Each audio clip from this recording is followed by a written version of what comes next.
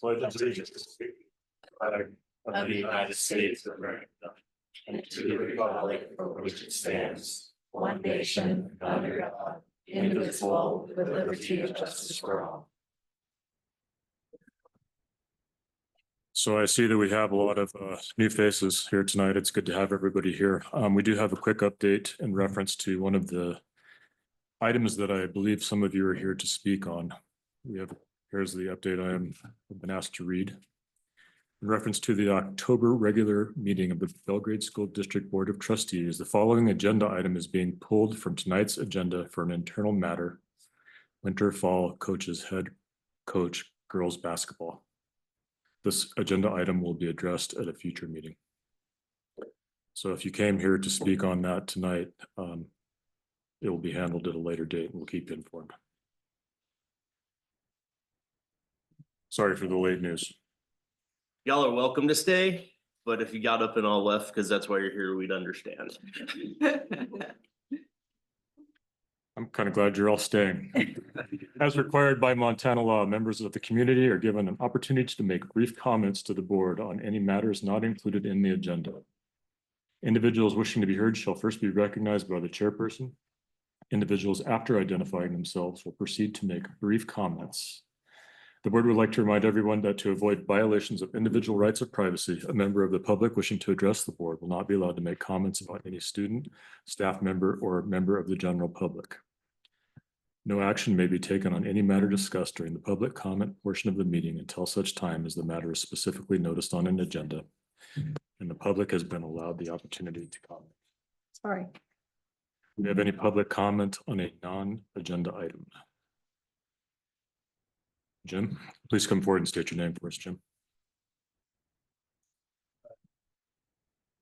Jim Simon, 1008 East Gallatin Avenue, Belgrade, Montana. I was actually here tonight to talk about the item that's been pulled. I was going to speak in support of the current girls head basketball coach. One thing, since it's been pulled, I guess the question I have is why was it pulled at the last minute? And when is this item going to come forward? As you all are well aware, we're about 5-6 weeks out from the basketball season for both boys and girls. And there's a lot of questions for my daughter in particular, but other basketball players. And it seems like everybody's up in the air and there's a lot of drama going on. So I would like to just get some more clarity and then also know when this item will ultimately be addressed by the school board. Thank you. Thanks, Jim.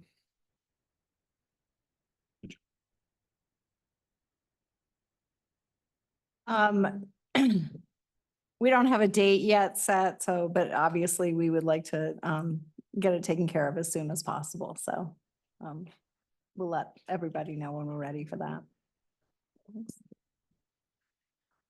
Okay. Any other public comment on a non-agenda item? Okay. Let's move on to, oh, I'm sorry, Lacey.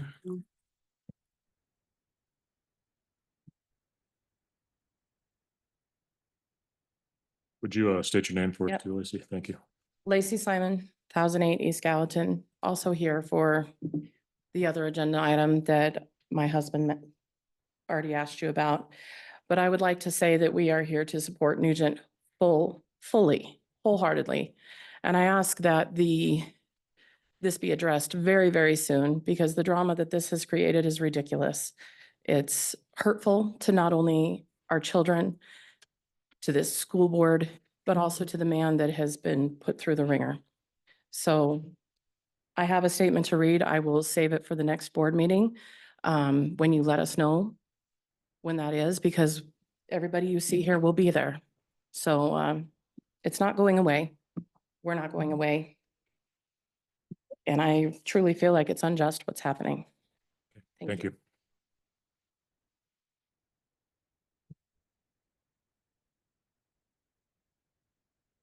My name is Lanny Blossom, am I supposed to say my address? Is that a thing? No. Okay. No, that's good enough. We know where you live. Okay, so I am I am also here to speak on the agenda that was pulled last minute. And just want to also support Coach Nugent, and that my kids love and respect him and thought he was a great coach. And we're really looking forward to this next season's basketball. And that is all. Thank you.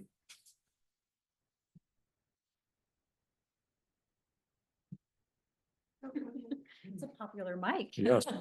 My name is Anna Hone. I'm also here in support of the head coach of the high school basketball team. We've been 11 years of basketball in our home. He's one of the best coaches we've ever had. The respect that he instills in our kids, the hard work ethic, the positivity that he gives them in practice, and the talent that he helps them to continue to achieve has been impressive. I think that giving him more additional time to work with this team and allow him to be able to continue to develop these girls is, I would say, expected from the parents. You can't allow someone not enough time to be able to show you what they have to offer. I am also a little disappointed in the drama that I've heard from my own daughter, what's been going on, as well from other girls.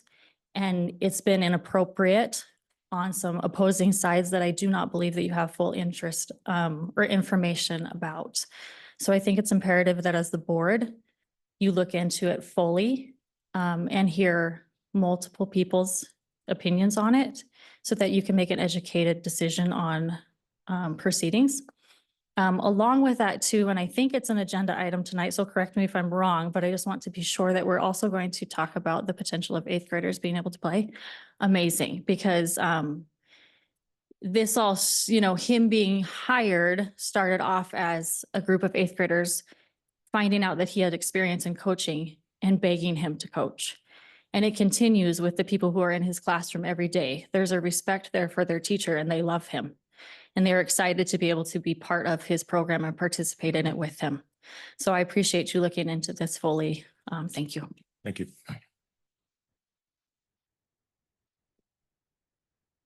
Hello, Crystal Weber.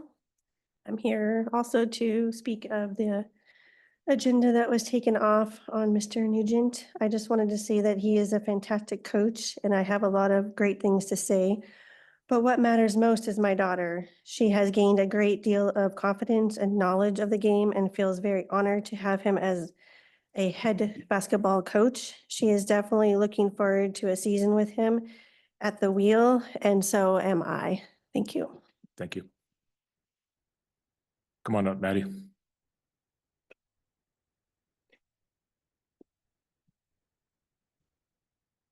Good evening. My name is Madeline Simon, and I am a senior at Belgrade High and a player of the girls' basketball team, along with a varsity co-captain. And I would like to read a statement in support of our coach. Okay. Coach Nugent, a few years ago, once said that he would never coach girls' basketball. He knew that if he did, it would take a toll. He went against his initial judgment and decided to submit an application for the girls' basketball head coach position after the class of 2027 made a slideshow convincing him to apply. During his first year of coaching the varsity team, Coach Nugent always had the players' and program's best interest in mind at all times. He dedicated countless hours to carefully analyzing film, planning practices, team bondings, and worrying about his players' health. This meant that some nights he would barely get any sleep or barely see his wife. However, those were sacrifices he was willing to make because he cared so deeply for his players and this program. We would also like to include that at the time of him submitting his application, our program was a losing program, not just on the scoreboard, but also with players losing their passion for the game. Coach knew that challenge he was facing, but still took us on. He wanted to help this program find success and help us find the love for the game again. To do this, he was willing to start from ground zero. In fact, he spelled out his expectations and coaching philosophy during the mandatory preseason meeting for parents and players.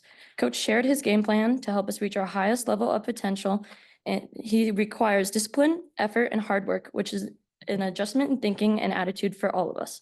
Embracing these requirements are necessary for any team to achieve a winning record. Coach is passionate and sets the bar high. He is only asking us to give us as much to the program as he continues to, despite the obstacles thrown at him. We are here in support of our coach, and we hope we can finally put these destructive claims to rest.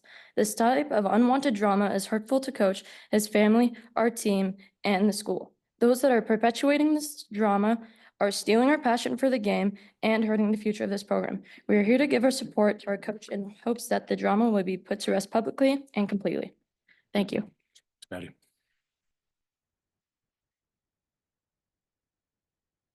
Any further public comment on a non-agenda item? Okay.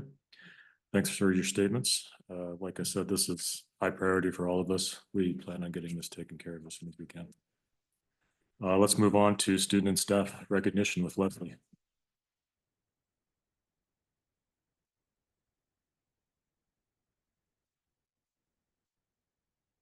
Good evening. I'm Leslie Atkinson, Public Information Officer.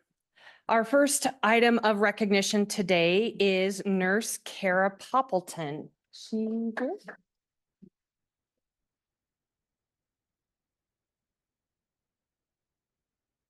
Earlier this month, a student went to see Nurse Poppleton complaining of chest pain and having a hard time breathing.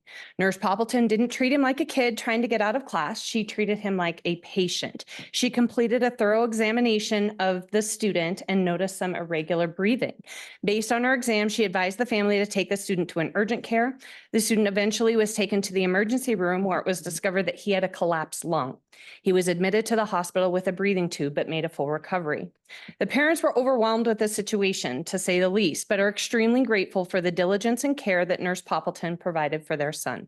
Without her professionalism and dedication to fully supporting students, in this situation could have had a very different outcome. We are incredibly lucky to have someone like Nurse Poppleton as a member of the Belgrade High School team and part of Belgrade School District. And I believe the parents are here tonight if they wanted to make any additional comments.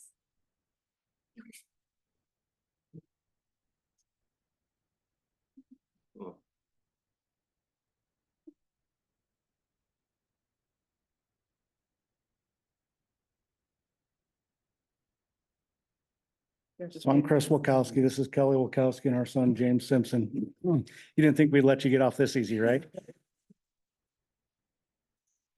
Just one little correction. He didn't have a breathing tube in. It was a chest tube to actually relieve the pressure in his lungs. The lung has reinflated. It's been holding good. X-rays Thursday showed that it's still holding stable and he's actually going to be released a little bit earlier from some of his restrictions. I've had an opportunity to talk to you a couple of times. We can't express how much it means to us that you were able to catch what you did, but I'm sure my wife would like to say something because she hasn't got to see you yet, so. I just want to say thank you so much for catching it and letting us know that something was going on.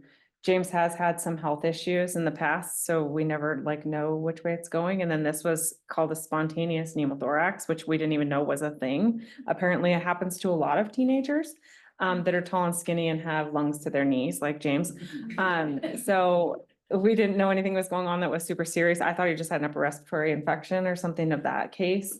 So I'm really glad that you were able to catch it and we could get him to the ER and get him the help that he needed so that we could get that lung reinflated. So thank you so much. I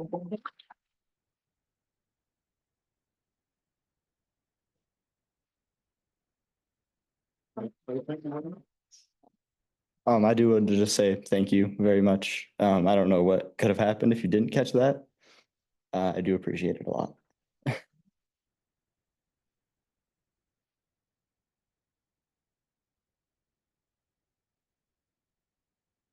If I can get Steve and Dee Dee really quickly for a photo. We're going to take 60 seconds and I'll do the second recognition. Want you?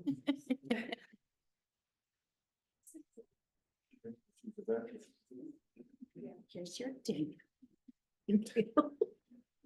My God. I've been on campus. Yeah. Since 8 a.m. teaching all day. Well, that's nice of her. Yeah. She messaged me and said, "Can I bring you something?" And I said, "If you could bring me an apple, I would be very grateful." Oh, I thought you were gonna go get your picture taken. Make sure the mic's off when you're eating the apple. Huh? Make sure the mic's off when you're eating the apple. Right behind you. Right behind her. But then he'll have to walk on it. Ocean. Good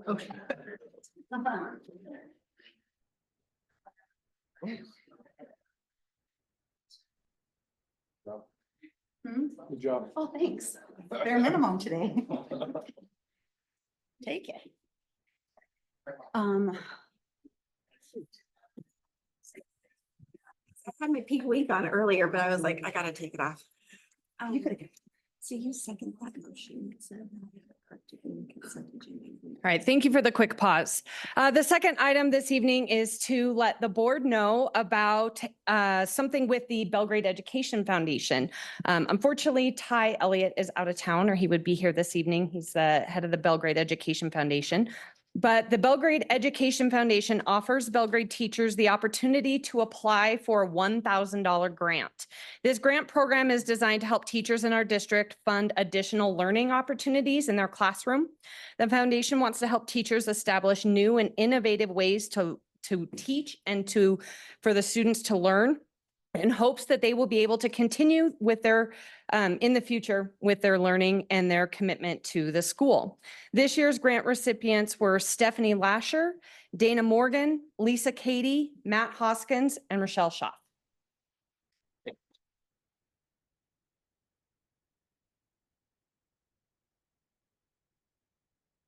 All right, moving on to leader reports. We'll start with Dee Dee and the superintendent's report. All right, good evening, everybody. This is just a reminder that to all voters that there's a question on the ballot, your November 5th ballot that you should have received in the mail, maybe Saturday, maybe today, or if you're not receiving it this week, then give that elections office a call. On the ballot is a question about a land and building exchange between the Belgrade School District and the city of Belgrade. Election day is Tuesday, November 5th.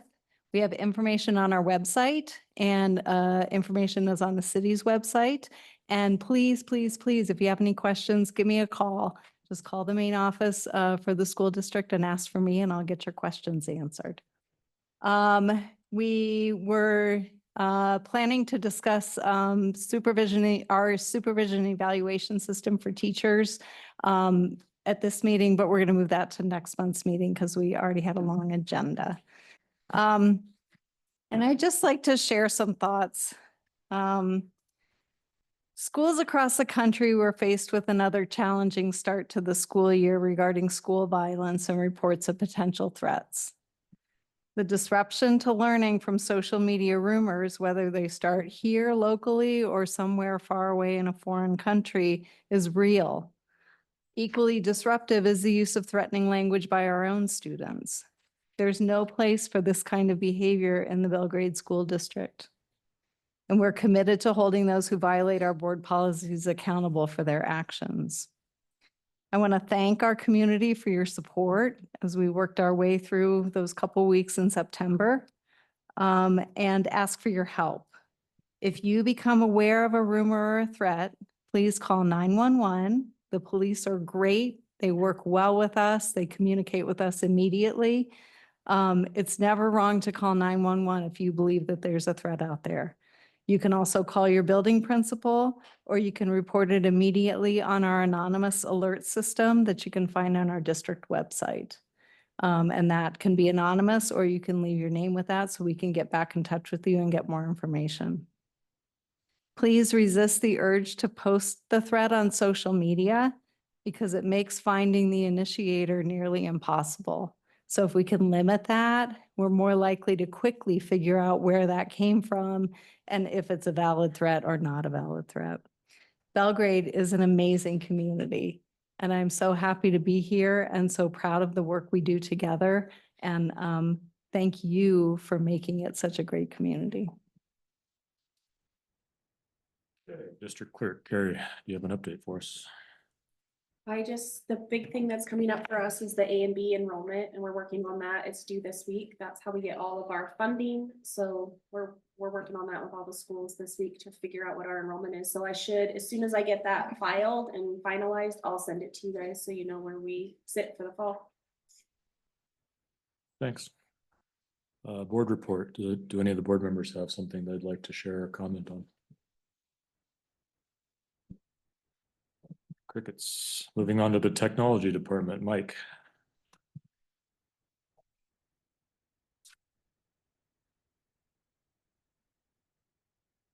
Good evening. In the report this week, you can see the August and September ticket counts for the tech department. In August, has been our highest month since I have been here as the technology director. We had over 1,200 tickets opened in August. That's a substantial jump in any of the previous months we've ever had. And we closed over 1,000 of those tickets. So this substantial effort by my team to get those accomplished.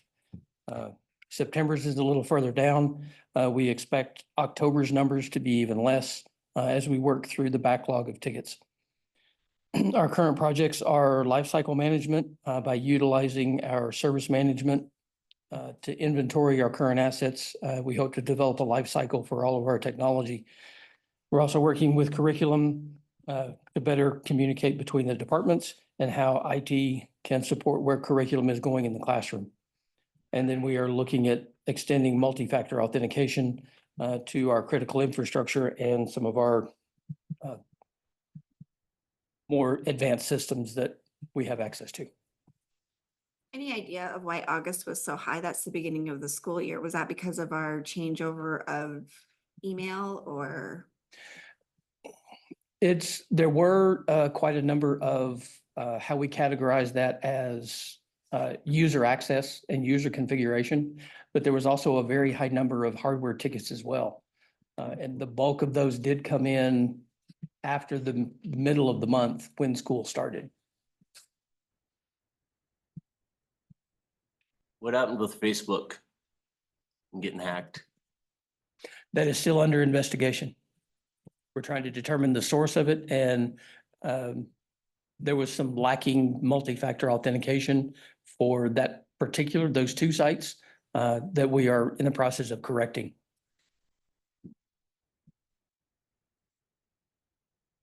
What's the time frame for getting the Facebook pages back up? Page or pages? District pages. I would defer to Leslie. I don't have that information. A new district page has been created. Facebook has denied all of the appeals and all of the reports for the original Belgrade School District Facebook page.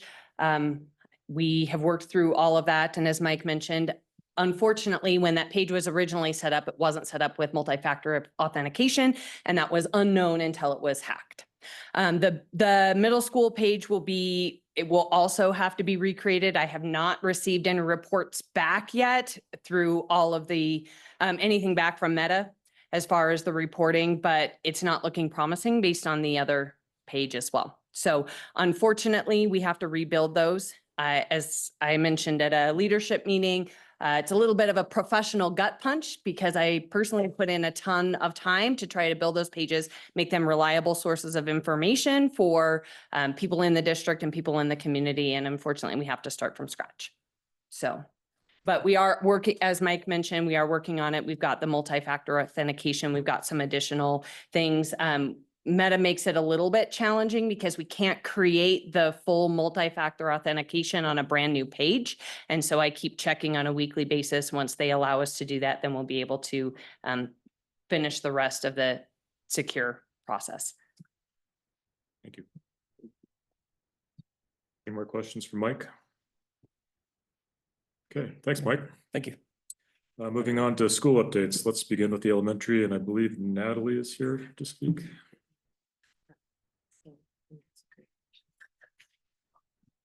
Hi there. I don't think I've met all of you. I'm Natalie Klimbo, the new principal over at Ridgeview.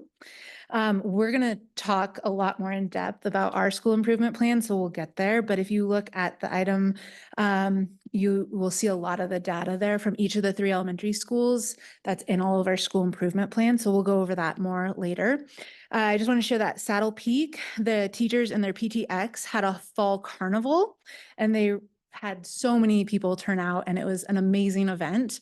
I believe Trey was there, and they just had a really fun night and color run, all the things. And they had just like over 1,000 people, and they raised a ton of money for their school.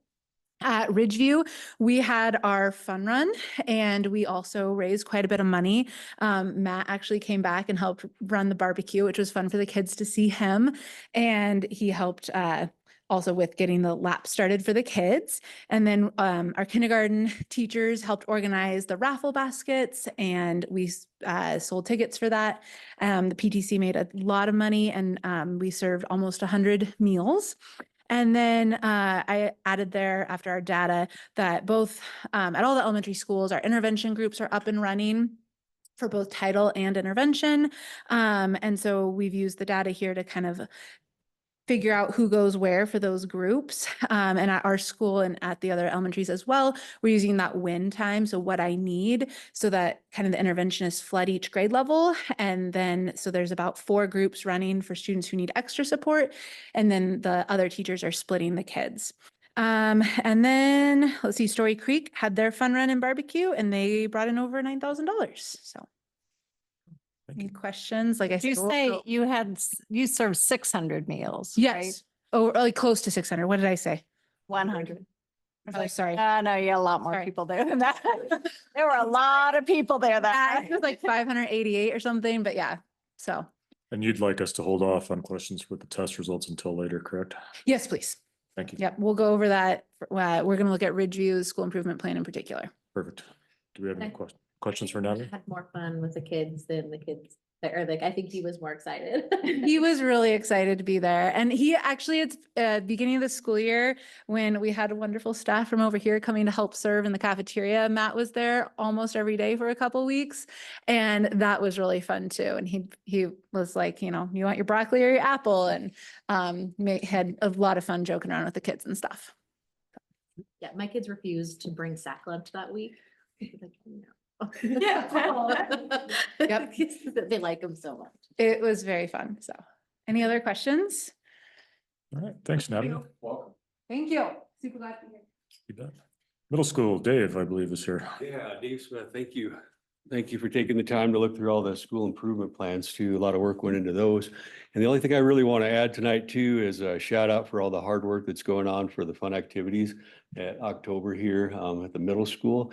We have on October 25th, the haunted house, the trunk or treat, and the school dance for the 7th and 8th grade. And the students and staff both put in several days worth of work, organization, and just a lot of work for those events.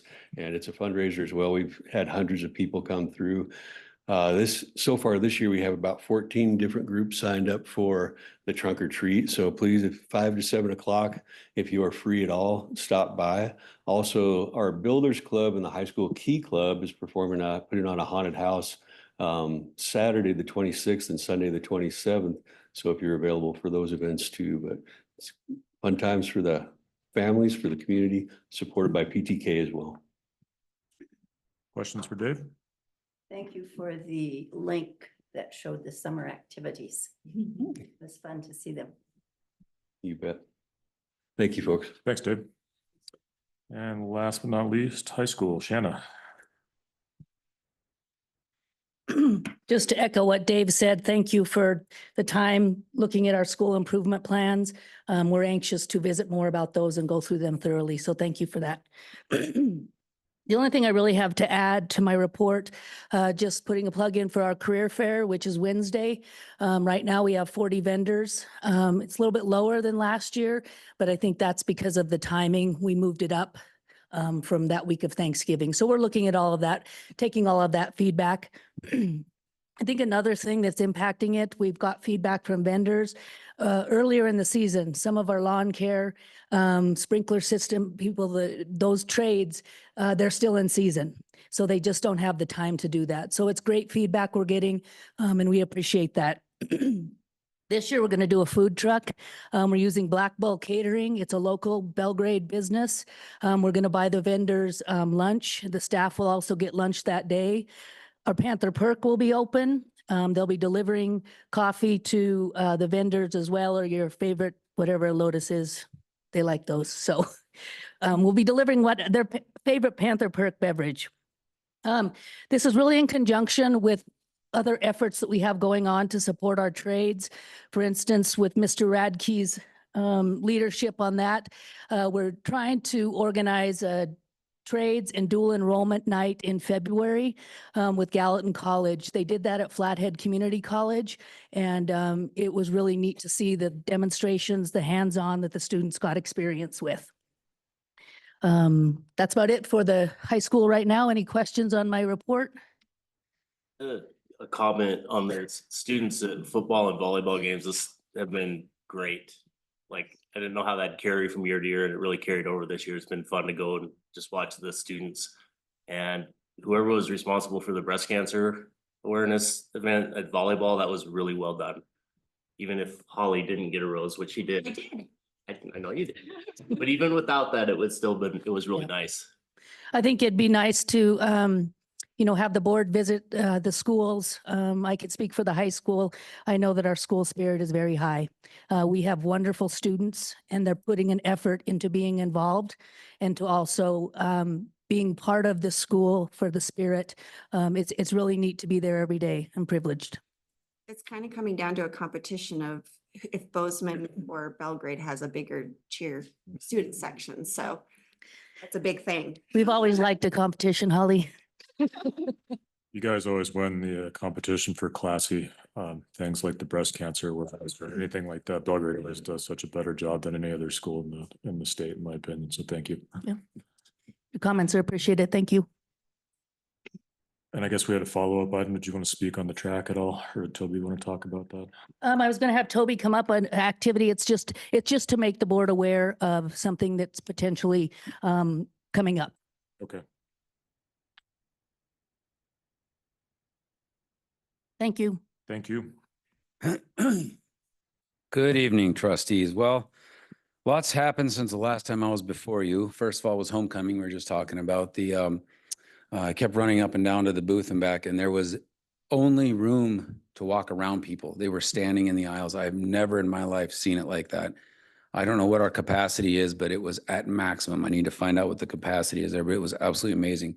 And as I look around the gyms and everywhere else, the football fields, soccer fields, I see a lot of you guys out there, and I appreciate that. I know the kids and the parents appreciate that as well, just to have that support. So right now we are, tomorrow night will be our first senior night. It's for soccer, and that's where we celebrate our seniors. And we have something called My Jersey, Our Journey. And it's a tradition we have at Belgrade.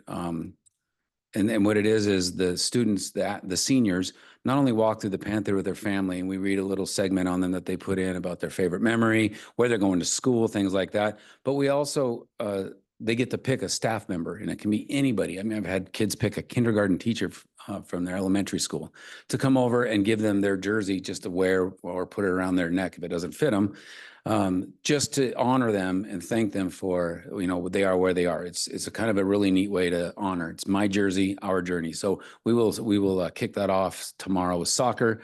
And then we have volleyball, cheer, cross country, and all the other sports coming up later on as well.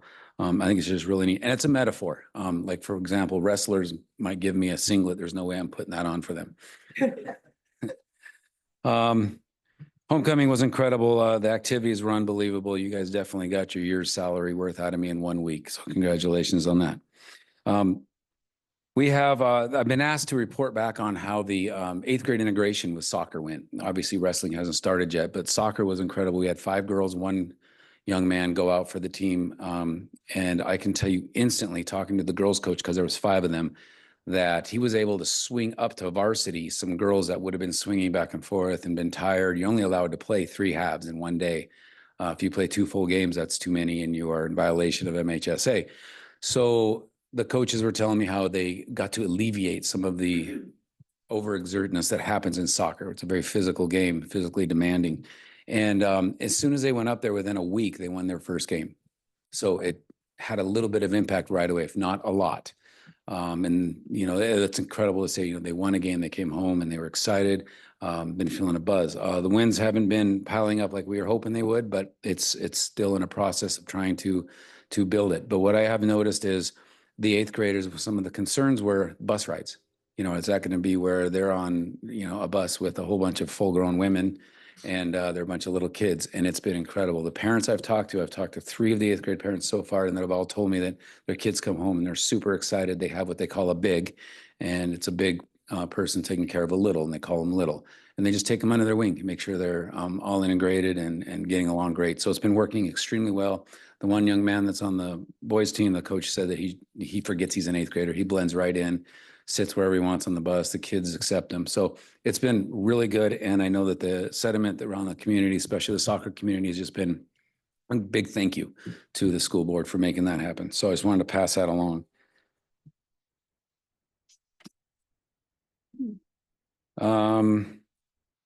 I wanted to talk about our track a little bit, and it's just to get some information. I'm not asking for anything from you. I just want you to know that a year ago, Scott Palmer, our track coach, and I walked around and we noticed that there's a lot of cracks. And when you see cracks, you think, oh, we got time. And then all of a sudden this summer, we were walking around, him and I were working on some video board stuff again. And there were some spots that the rubber track is actually chipped up and ripped up and curled up where you have to take a knife and kind of cut some off to kind of level it out so it doesn't trip anybody. That's kind of where we're getting. And I'm starting to get a little nervous what the future holds if something like this is not repaired. I look at Dallas Stadium. If you don't know this, it's in Billings. It's Windy Stadium. It's where our football team plays, where their track team used to have track meets, but their track was just eaten up. It got to a point where they don't even host track meets there. And then recently their stands fell apart to the point where they completely sectioned it off and you can't sit in those stands. Everybody has to sit in the bleacher stands at a gigantic crosstown Billings game. So you can only imagine. But I put pictures on there for you just to give you an idea of what our track looks like. It is in need of repair. We know we can limp through this season. We are hosting divisionals, which is going to be about 1,000 track athletes that'll be going around there. We will do the best we can to make it safe. We will, I promise you, and don't worry about that. But there is going to come a time, and I just wanted to make sure I kind of sent the pictures out early, so when the time comes, you've been informed, I guess, adequately enough. So at the athletic department, we're working with Leroy in the facilities department just to figure out the next steps, repairs, timeline for this project. And we will discuss it at the next facilities meeting that we have, just to kind of bring it up. And the last thing I have for you is, as you know, we are in AA. It is big. It's a beast. And our trainer, as magnificent as our trainer is, has been just very, very over inundated. There's been a lot of injuries. There's 20 kids in the training room every day after school. It's just one of those things I want to also bring to attention that I took a day off last week, Monday, and I went fishing with my dad on the Madison. And I thought, wow, it's so nice to be able to just take a day off on Monday.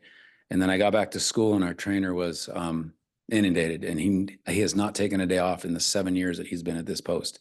He has not intentionally taken a day off. Some COVID made everybody take a day off, but he has never taken a day off. And there comes a point I started thinking about it. I got to start looking out for this position. I have to think about what kind of backup should I have? And that's a kind of something I just want to mention. And I am going to also work with our Schedule B and C to see what we can come up with for the future, a backup, a part-time or something like that.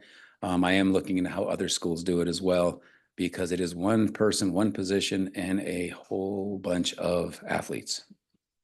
And that's all I got for my activities report. Any questions? On the trainer, I know we talked about this when we did Schedule B and C extensively, that we may have to go to a model where we don't have a Schedule B, C trainer with a multiplier. We get to the point where we just need a trainer in the school and a teacher in the school and not 1.3 position.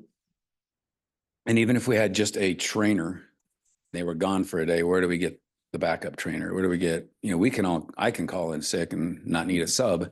Teachers can call in and need a sub. I just worry about, kids that have needs. You've got, every day there's someone with a concussion recovery process. So we got to, make sure we stay up for our kids, make sure they're healthy and getting the services that they need and deserve.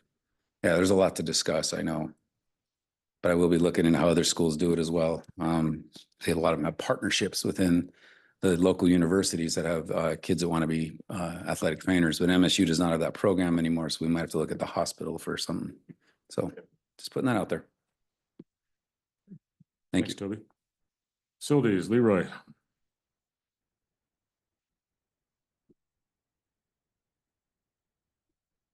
I guess touch on these points here. The new road over at Story Creek was used for the first time today. Trey and I were out there monitoring and seeing cars. There's definitely a lot more room for cars to be in the queue. We just got to teach them to get a little closer to each other. They're really keeping their distance. But We did the math and got through 85 cars in 15 minutes, which was an average of 10.6 seconds a car, which is pretty good. I think when we first started this, right at the beginning of the school year, we were around between like 12 and 15 seconds a car. So even with this being the first day of a new route, worked out quite well. Remediation from the middle school flood is 100% complete. Guys came in actually this weekend and finished up the last of the base cove. So that is, check that one off the list, thank goodness. High school flood remediation also complete with the exception of some seams in the countertops weren't put back together. The seams weren't the material that they should have been. So working with Buffalo Restoration to figure out what is going to work. And then once we hone in on that, then we'll get that taken care of as soon as they are able to do that. We're still about 27% short custodial wise in this district. And that's after the temp agencies that we have hired, the cleaning agencies. So it's still rough out there, but 27% is probably the best number that I've seen in the 3 years that I've been here. So we can just slowly keep that needle moving. We'll get back to fully staffed at some point. And Ridgeview is actually the one it's now fully staffed completely, if we include teacher hours. And then in regards to the high school track, that is one of the items that's on our long-term list. And I have a request out to the guy who actually installed that track. I believe he installed it.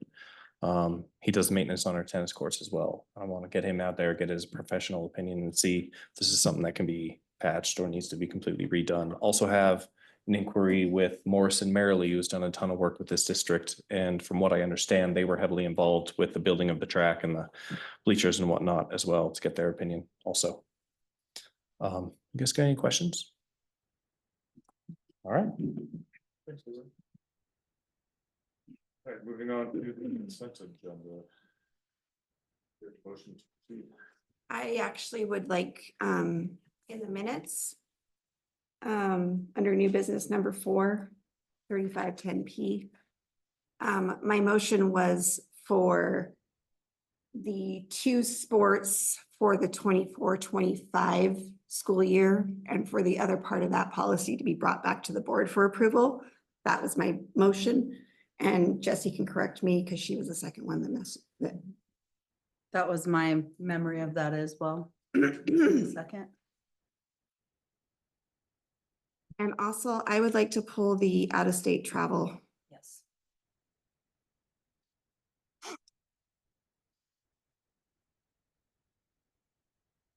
I guess I had a question about that as well, why it wasn't included in the other section for out-of-state travel. So the, Under new business. yeah. So to go back to consideration of the 8th grade, that's under new business, so it wouldn't impact the consent agenda. So It was just, I'm just adjusting my. whoa. I apologize. Okay.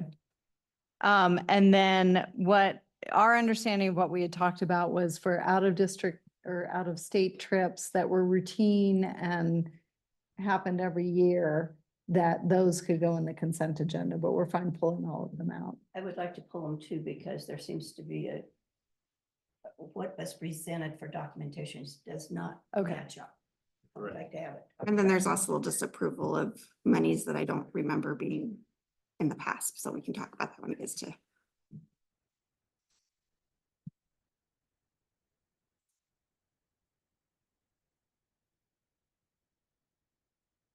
But I move to approve the consent agenda with the change of the minute meetings in the first one and the pull of the out-of-state travel. I second it. We have a motion and a second. Do we have any public comment on the consent agenda as stated? Seeing none, it comes back to the board. Any board comment? Oh, Bryce, did you want to make public comment? Okay. Bryce Weatherstone, wrestling coach. I just was curious what you guys mean, like to clarify by pulling that. Pulling the out-of-state travel. Yeah. We'll discuss it. It just means that we're going to put it into the new business and we're discussing it further down in the agenda rather than just approving it through the consent. So like later today or later tonight. Yeah, it's in the new business. Just basically so you can come up and talk about it and ask questions if you need to. Okay, any other public comment? Comes back to the board. Board comment.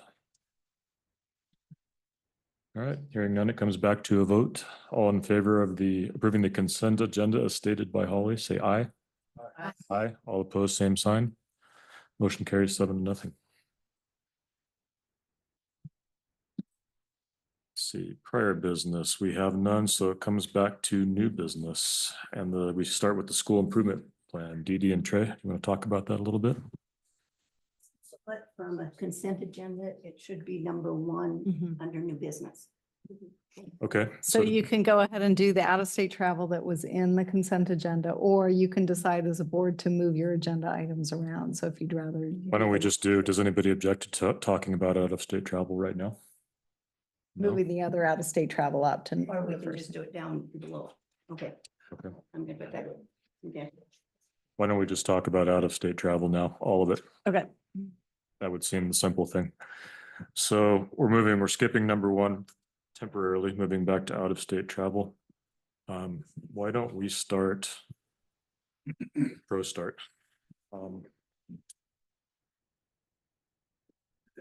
We have three from that we pulled though. Yeah, I'll get to them at the end. I either tack them on at the beginning or the end. Which would you prefer? I think we should do it at the beginning. Okay. Beginning it is. One moment, please. Hummel, do you want to come up and talk about the cross-country trip? You don't have to, but I saw you here.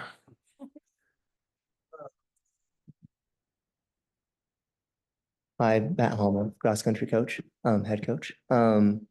Yeah, so this is our out of state trip to Boise. We went to it last year.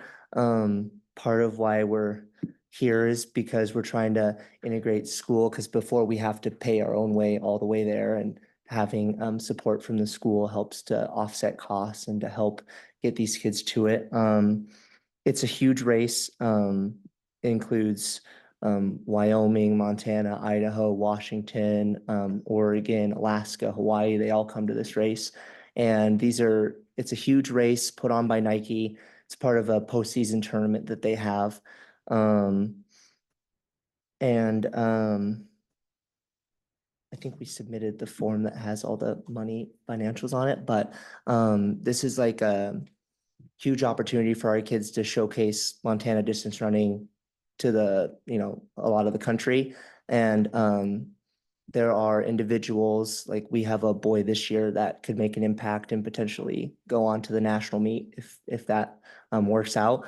And so it means a lot to our kids. And we even had a boy who met a college coach there and is now running in college for that team. So a lot of great opportunities for these kids, and it means a lot to them. And it's a tradition that we want to keep going, and the support that we get from you guys means a lot to us. And Okay. Matt, you've got anticipated 14 students going this year. How Mhm. many went last year? So we had like 13, 14, but it actually went up a little bit from when I wrote that. We have 17 now going. But I think that that's great because they hear from their friends like how cool that trip experience was. And it's a lot of fun, and it's a lot of, but we're also there to do business, and the kids get to make their own uniforms and stuff because they can't like be the high school specifically. So they get to make their own uniforms, and I like to give them ownership of it. Like they get to help pay their way to it. And so. Okay, any other questions for Matt? I remember approving this last year, but this was not any money out of the district's pocket last year, correct? I don't have specifics. Toby could, That was our intention, yes, and we could do that last year with the fundraising that we did. We're a little down in fundraising this year. Our Panther cards is all we have. And we have been asking them to work concessions, which he worked last week, and then he works this Saturday. Yep. So he's getting on the concessions, which is pretty sought after. with Thomas running those for us. They're very sought after for our teams and clubs because there's some good amount of money to make. So right now, we're trying to be self-sufficient as possible by working those. We don't know what our totals were from last week yet. We need about a week and a half to get our totals. And then Saturday will be 5 hours of Great Falls High School on Saturday volleyball. And there's more to be made too to replenish back to the fund, even if it's after the account. So Carrie, where does this money come from if we approve this $1,400? Where does this come from? Well, we have, Usually it comes from the high school activity fund that they have. yep, and that's what we use for any of the leftover stuff for sure, as we get into that. Now, cross country, you know, they don't cost us a lot of money, like feeding 60 to 80 kids on a road trip. So they're pretty inexpensive overall. They're pretty easy maintenance, and they all get on one bus. And so we're not taking the JV on one bus, varsity on another when we go places. So, you know, they carry their weight very well, and they are excited to go work concessions. Parents were all there, kids. So they're all in. Parents and the kids are all in on this. So not only if we don't have enough when it's over, we still have basketball season to come back, and cross country's done that before, and work when they already went and just replenish the account. So there's plenty of opportunities to still even make more money. On an average, and I say an average night of volleyball, these teams will take out, correct me if I'm wrong, around $2,000. Is that a good guess? It's about what they could make, about $1,800, $2,000. So there's two of them. And that would be 4,000 right there. So they're definitely doing their part. I think we cared mostly that it didn't come out of the general fund. That was the bigger question. Oh, yeah, no, it doesn't. Comes out of you're asking us to approve it for the 1,400 to come out of the student activities. Yep, that's what we got it for. Yes, the students. Any further questions for these two? I think we wrap these all up together. So let's talk about photography next. Is DJ here?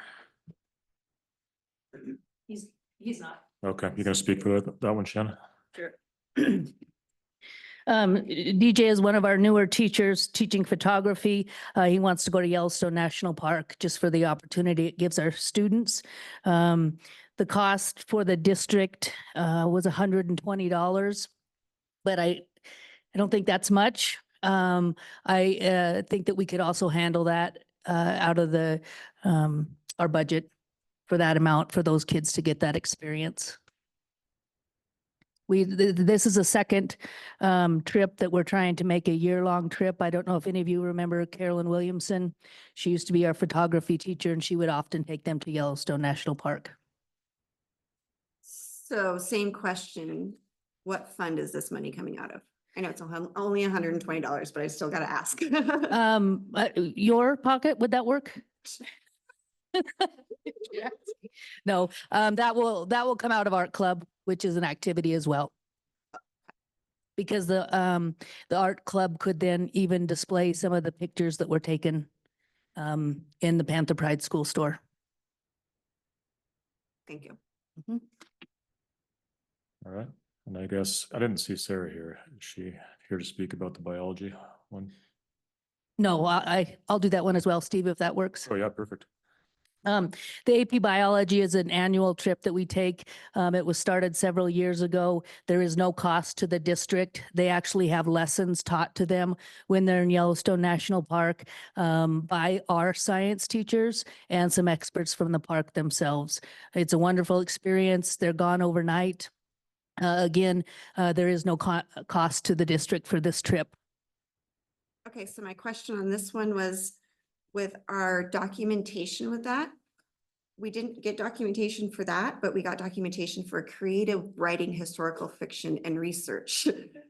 That was to go to on the agenda, so No. I'm really confused. That was an error on our part. I'm emailing you right now the documentation and we can add it into the minutes. So is this supposed to be on the agenda for approval, this creative writing? No. that was to be pulled.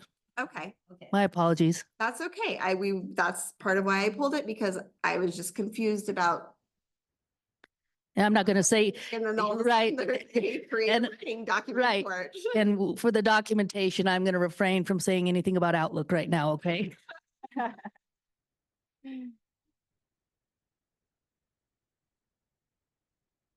Okay, we probably should have a motion to continue this discussion.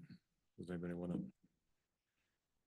I move to approve the following out-of-state There's no country. Out-of-state travel requests for cross-country team to Boise, Idaho for the Nike cross-country regionals, November 14th through the 17th. The photography class to Yellowstone National Park and AP biology to Yellowstone National Park, May 19th through the 20th.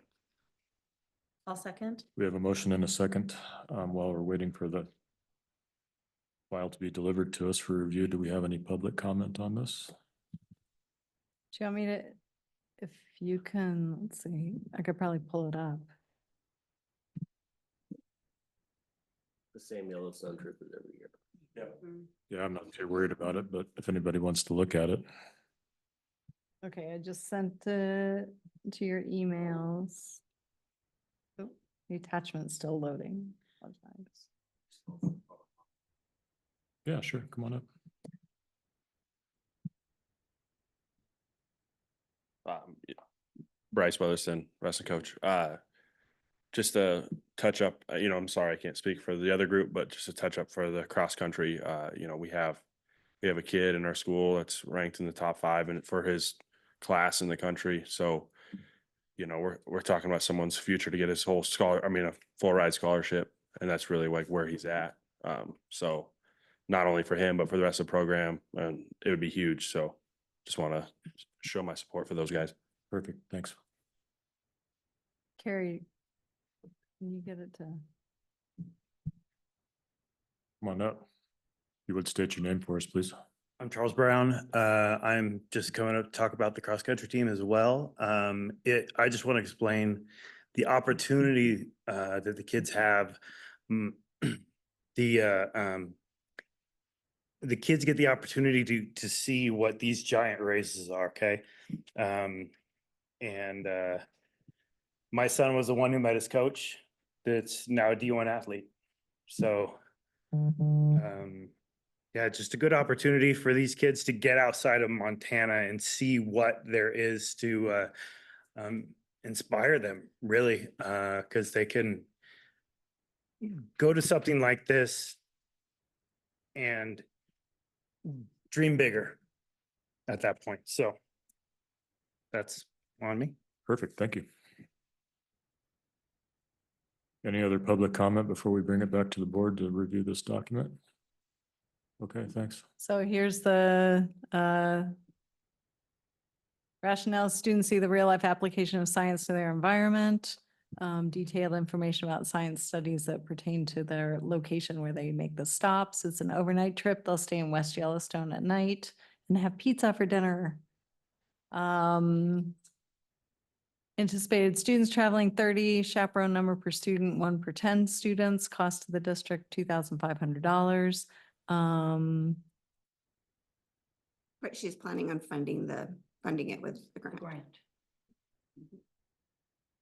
And there's the plan for the locations that they would go to. Okay. Now that we've seen that, is there any board questions for Shannon? If she does not get a grant. $2,500.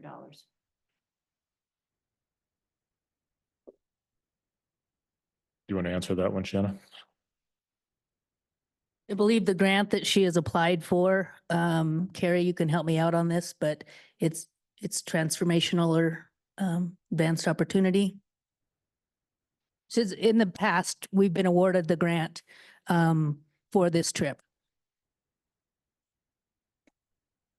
If not, it would come out of the high school general fund under instruction. So it would be funded that way because of the teaching that takes place on the trip. But again, the grant is usually awarded. We used to pay for it. Yeah. And then the kids would come talk about it. Mhm. We stopped paying for it. They stopped coming to talk about it. Okay, any other questions?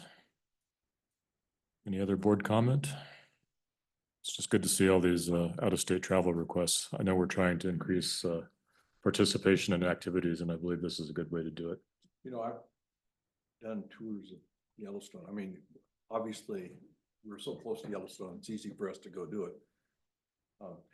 And I take people up there, but I'm a dummy when it comes to all the things that are really going on in Yellowstone. So I took a tour one time with a group of customers. And it's amazing. It's an amazing place with a ton of learning about things that you wouldn't expect to learn when you go to Yellowstone. So I'm certain, given the fact that who's doing this and who's done it in the past, that this is going to be wonderful for the kids. And I do think that when we did hear from some of the students that graduated last year, that this was the highlight of their high school experience. So, and it doesn't surprise me. Perfect. I think that brings us back to a vote. All in favor of the motion stated by Holly, say aye. Aye. Aye. All opposed, same sign. Motion carries or passes 7-0. Now we move on to ProStart and Maryland. Is Courtney here or are you talking about that one, Shanna? Oh, Melanie's here. Okay, come on up, Melanie. Sure. Melanie Young, FCS teacher, Belgrade High School. FCCLA and ProStart are both dependent on them winning at the state level. ProStart, we could take up to 10 or 12 kids, depending on if management team and foods team win. Could be one group or the other, could be both of them. So far, we have been both groups every year, but we'll see what competition is like.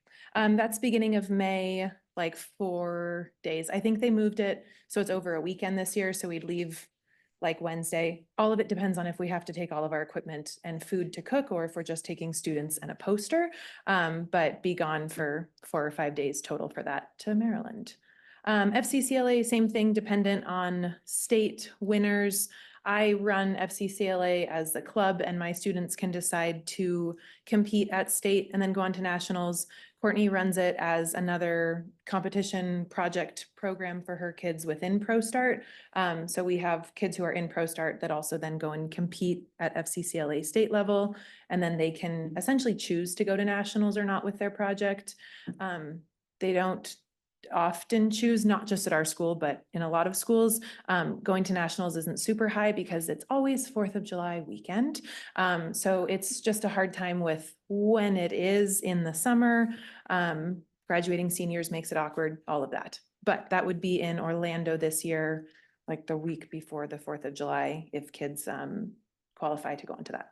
Perfect. So as a matter of procedure, let's begin with a motion to discuss the ProStart. Why don't you hang tight for a second, Melanie, in case we have any questions. I move to approve ProStart to go to Baltimore, Maryland for nationals, April 30th through May 5th of 2025. Okay, we have a motion and a second. Do we have any public comment on ProStart going to Maryland? Comes back. All right. How about board questions or comment from Melanie on ProStart? You feel like you're jinxing yourself by getting it approved before you win? If that's what happened, it's because you guys made us. No, I'm kidding.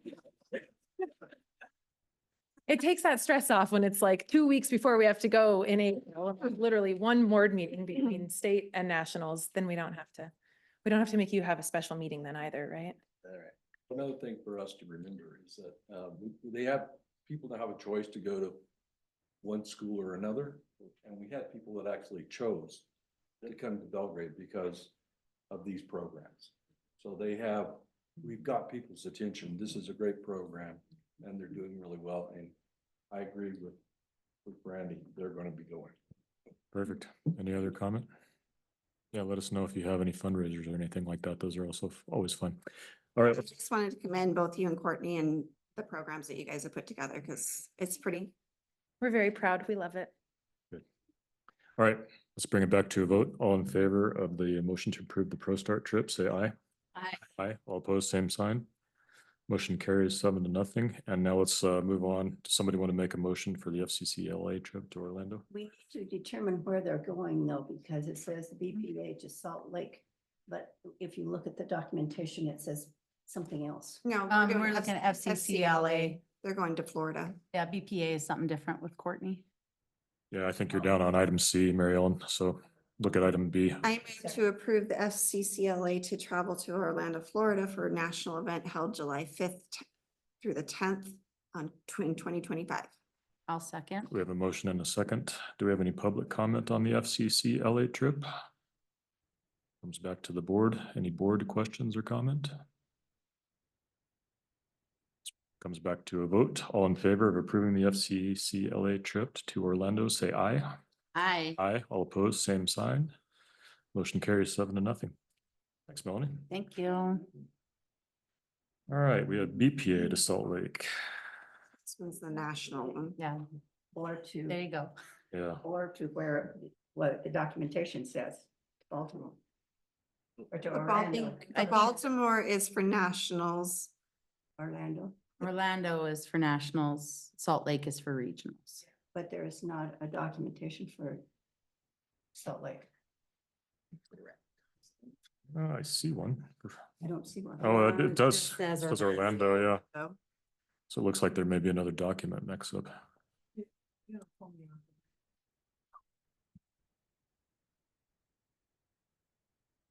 I was like, I'd have to turn it off.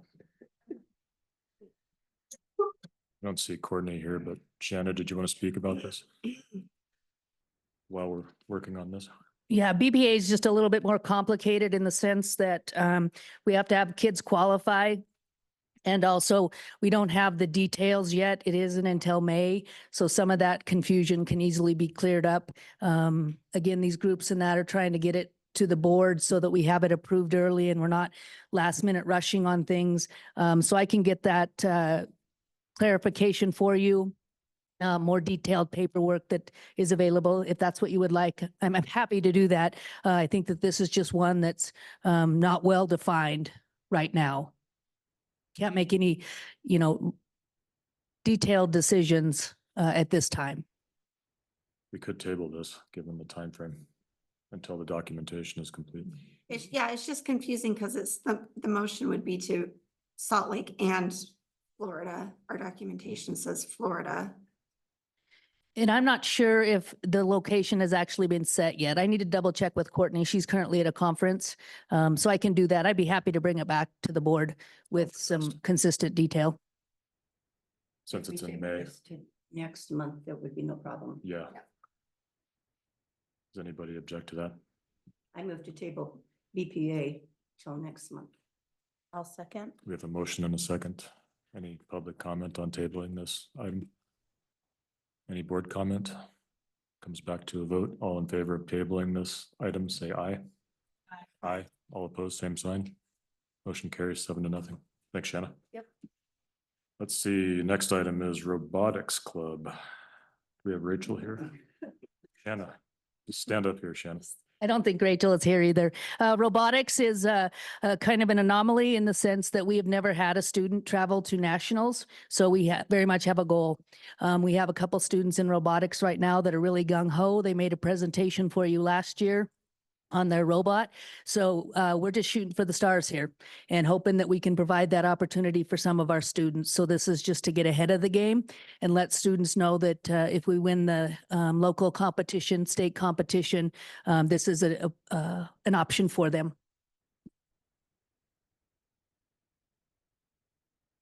I don't know, this document looks kind of vague to me too. Do we need more information?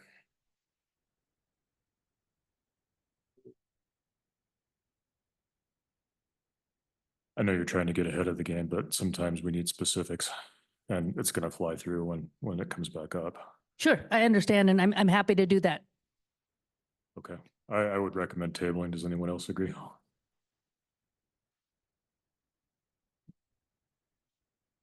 I move to table the robotics club to Arizona for national competition. Till next month or when? Well, it Does says they'll say know table in it? February, but yeah, the cost of the substitute, like, we need to know cost. Yeah.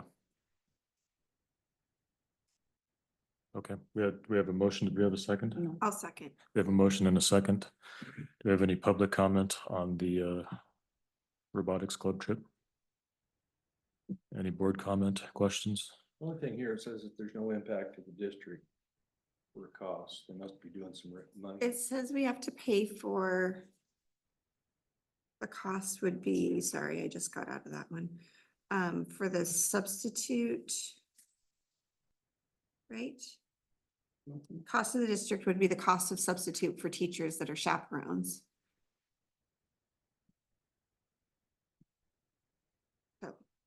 we would have to pay something. I think that would, Case Go- with every one of them. yeah, I was gonna say that would be the case with every trip then.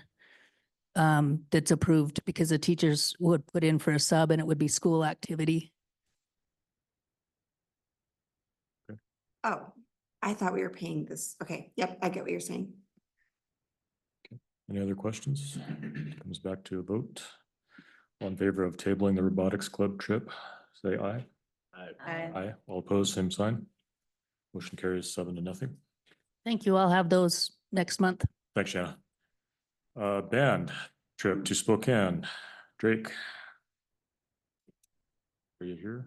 Back up here, Shanna. Shanna, you need to get a list, you know? I have a list right here. I don't know why I could keep sitting down, but that's all right. This is a trip for our band program to Spokane, Washington for a tour in April. There would be no cost to the district, and you can see the out-of-state request there. This one is very dear to my heart in the sense that, you know, we're trying to rebuild our band program and really focus on that type of an education and activity for some of our students, again, for involvement. And this is an opportunity that motivates students to be part of it and to get to experience something outside of the classroom for band. I believe that's important to our programs. Let's proceed with a motion to I continue move the to discussion. approve BHS band to Spokane, Washington for tour April 15th through 17th, 2025. I'll second. We have a motion and a second. Do we have any public comment on the band trip proposal? Hearing none, it comes back to the board. Any questions for Shanna? Why Spokane? I don't have those details, but Randy? It's pretty, it's close. There's a big race up in Spokane, running race, and all the bands from different states come over and play Oh, okay. while they're running.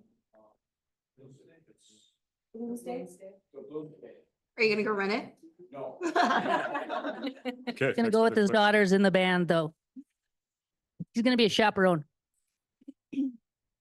All right, any other questions? Comes back to the board for a vote. All in favor of approving the BHS band trip to Spokane, say aye. Aye. All opposed, same sign. Motion carries 7-0. I think we're done with you, Shanna. Okay, thank you. Unless Bryce, you want Shanna to speak for you? Come on up, Bryce. Okay. Yeah. Yeah. Yeah. Yeah. Yeah, let's make a motion before we continue here. I move to approve Tri-State Wrestling Tournament to go to Coeur d'Alene, Idaho. Do we have dates? Let's see here. December 12th through 14th. December 12th through the 14th. I'll second. We have a motion and a second. Do we have any public comment on the wrestling trip? Just to reiterate, this is our second year applying for this. Last year you guys approved it. So just to kind of tell you guys a little bit about it. Mason Gutenberger, one of our wrestlers, he's signed to UMary now. I do think this exposure is massive, just like I was talking about with Schmidt. You got these high level athletes, and I think for the next like 3 years moving forward, we're gonna continue to have kids that are gonna go on and wrestle at the next level. Another note, it's a super tough tournament. In order to qualify a full team, you have to bring a half team first. So last year that was 7 individuals. You have to place in the top 28. So there were 73 teams. Last year we took 10th, so we qualified a full team this year.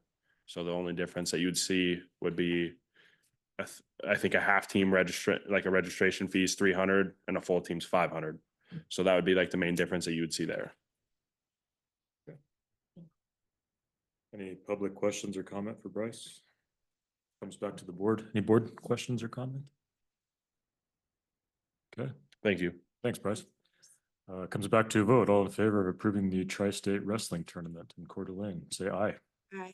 Aye. All opposed, same sign. Motion carries 7-0. Thanks, Bryce. If you guys all don't mind, we'd like to take a 5-minute break. Sure. So are we going to go now? Or when we come back, what are we going to do? So number three, Number or, two. well, we need to go back to number one, right? Yeah, we do. We need to go back to number one. Because they need to make their presentation. Thank you for doing that. It's okay. Forgot about number one. We're cruising along. Which should eliminate. All these people are here for the MOUs. Good night, right? Okay. Thank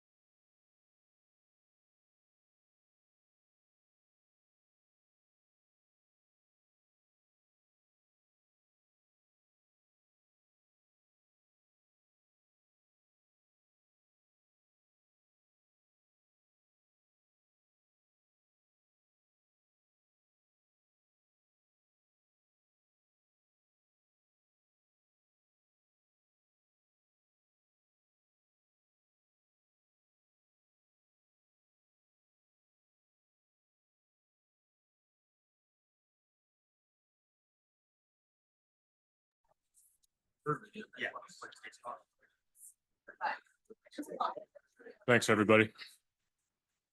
You might have to do it again. Might not. I'm gonna throw the gavel. You have that authority. All right, so seeing as how we got things out of order for the out-of-state travel requests and the consent agenda, we'd like to go back to item number 1 for the new business, the school improvement plans. We could all have your attention, please. This is going to be an important one. School improvement plans. Dee Dee, do you want to talk about this and Trey? Yeah, sure. I'm gonna start and then I'm gonna turn it over to Trey. He's been instrumental in supporting all of us and including our principals that bringing along our school improvement plan process. It's not a new thing to have school improvement plans to our district, but we kind of moved away from them for a while and we're moving back into that process. Trey looked at a lot of different models across the country and worked with the principals and found one that we really like. And we have one up on the board here for anybody who can actually see that board. The idea is we have 3 main focuses for the school district at this point. One is increasing student achievement. One is addressing attendance issues, which of course, as we know, as a country kind of plummeted during COVID and we're making some good progress to get them back. And the third one is addressing behavior and culture and climate. So those are our 3 main focus areas. Our school improvement plans break down that first one, student achievement, into a reading, English section and a math section. I'm going to let Trey talk a little bit about that process, and then we're going to have Natalie share, just kind of quickly walk you through the Ridgeview plan. All 5 plans are on our Assembly website. So if you go to school board in on our district website, you can find all 5 plans, or I'd be happy to send them to anybody who wants them. Thank you, Dee Dee. There's a handout right there in front of you that kind of explains the big process of our school improvement plan and the areas that Dee Dee mentioned. And so for ELA and math, there are measurable goals.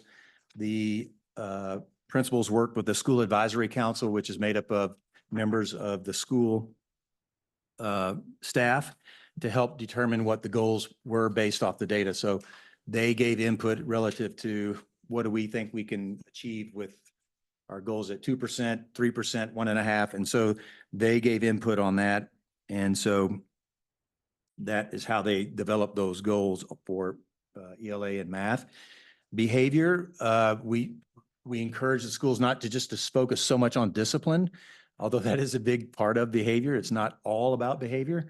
And so we really challenged them to come up with some goals that impacted discipline, but were more tied to climate and culture. So what are some things they can do to improve behavior issues by addressing climate and culture? And then for our elementary schools, it was really about consistency in data and reporting. So their goals really revolve around how they're going to record data and track and report data.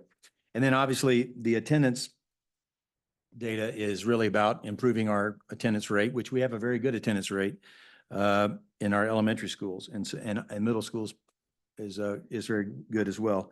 High school, we could make some improvement there, but our graduation rate is part of that attendance goal. And so the high school has a graduation rate, so they're looking at how many students do we anticipate graduating, and we want to improve every year so we can get to about over a 92, 94% graduation rate. So that's kind of the big picture of the school improvement process. And then the reason that you see the arrows going in is because it's really a year-long process where they are able to monitor their progress, make adjustments, have checkpoints along the way, and then make some adjustments and do some reflections at the end as to what worked, what didn't work, and what can we improve in. So that's kind of the big picture of the school improvement plan.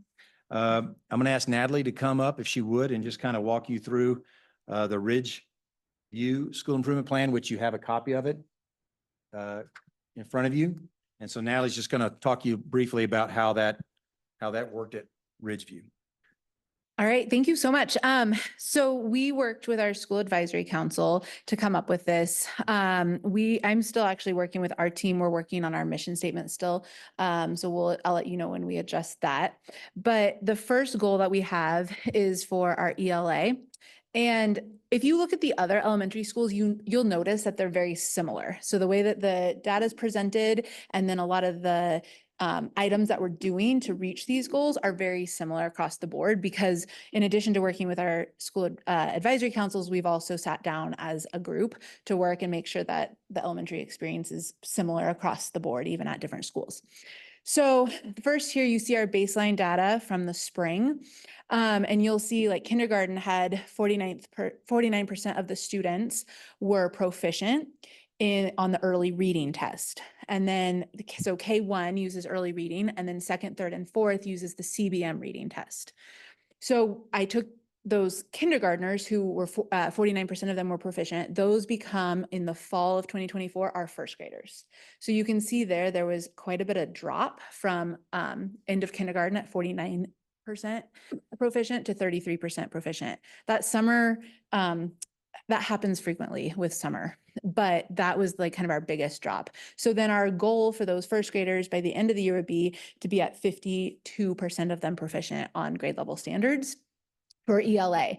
That's kind of, you'll see that from each of them, sorry, I feel like I need to go point to that.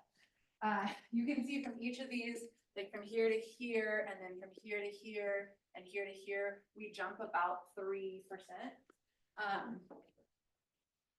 From the end of that grade level last spring to this spring. So we're looking from spring to spring. Again, the test does change in second grade. Were there any questions on that part? Okay.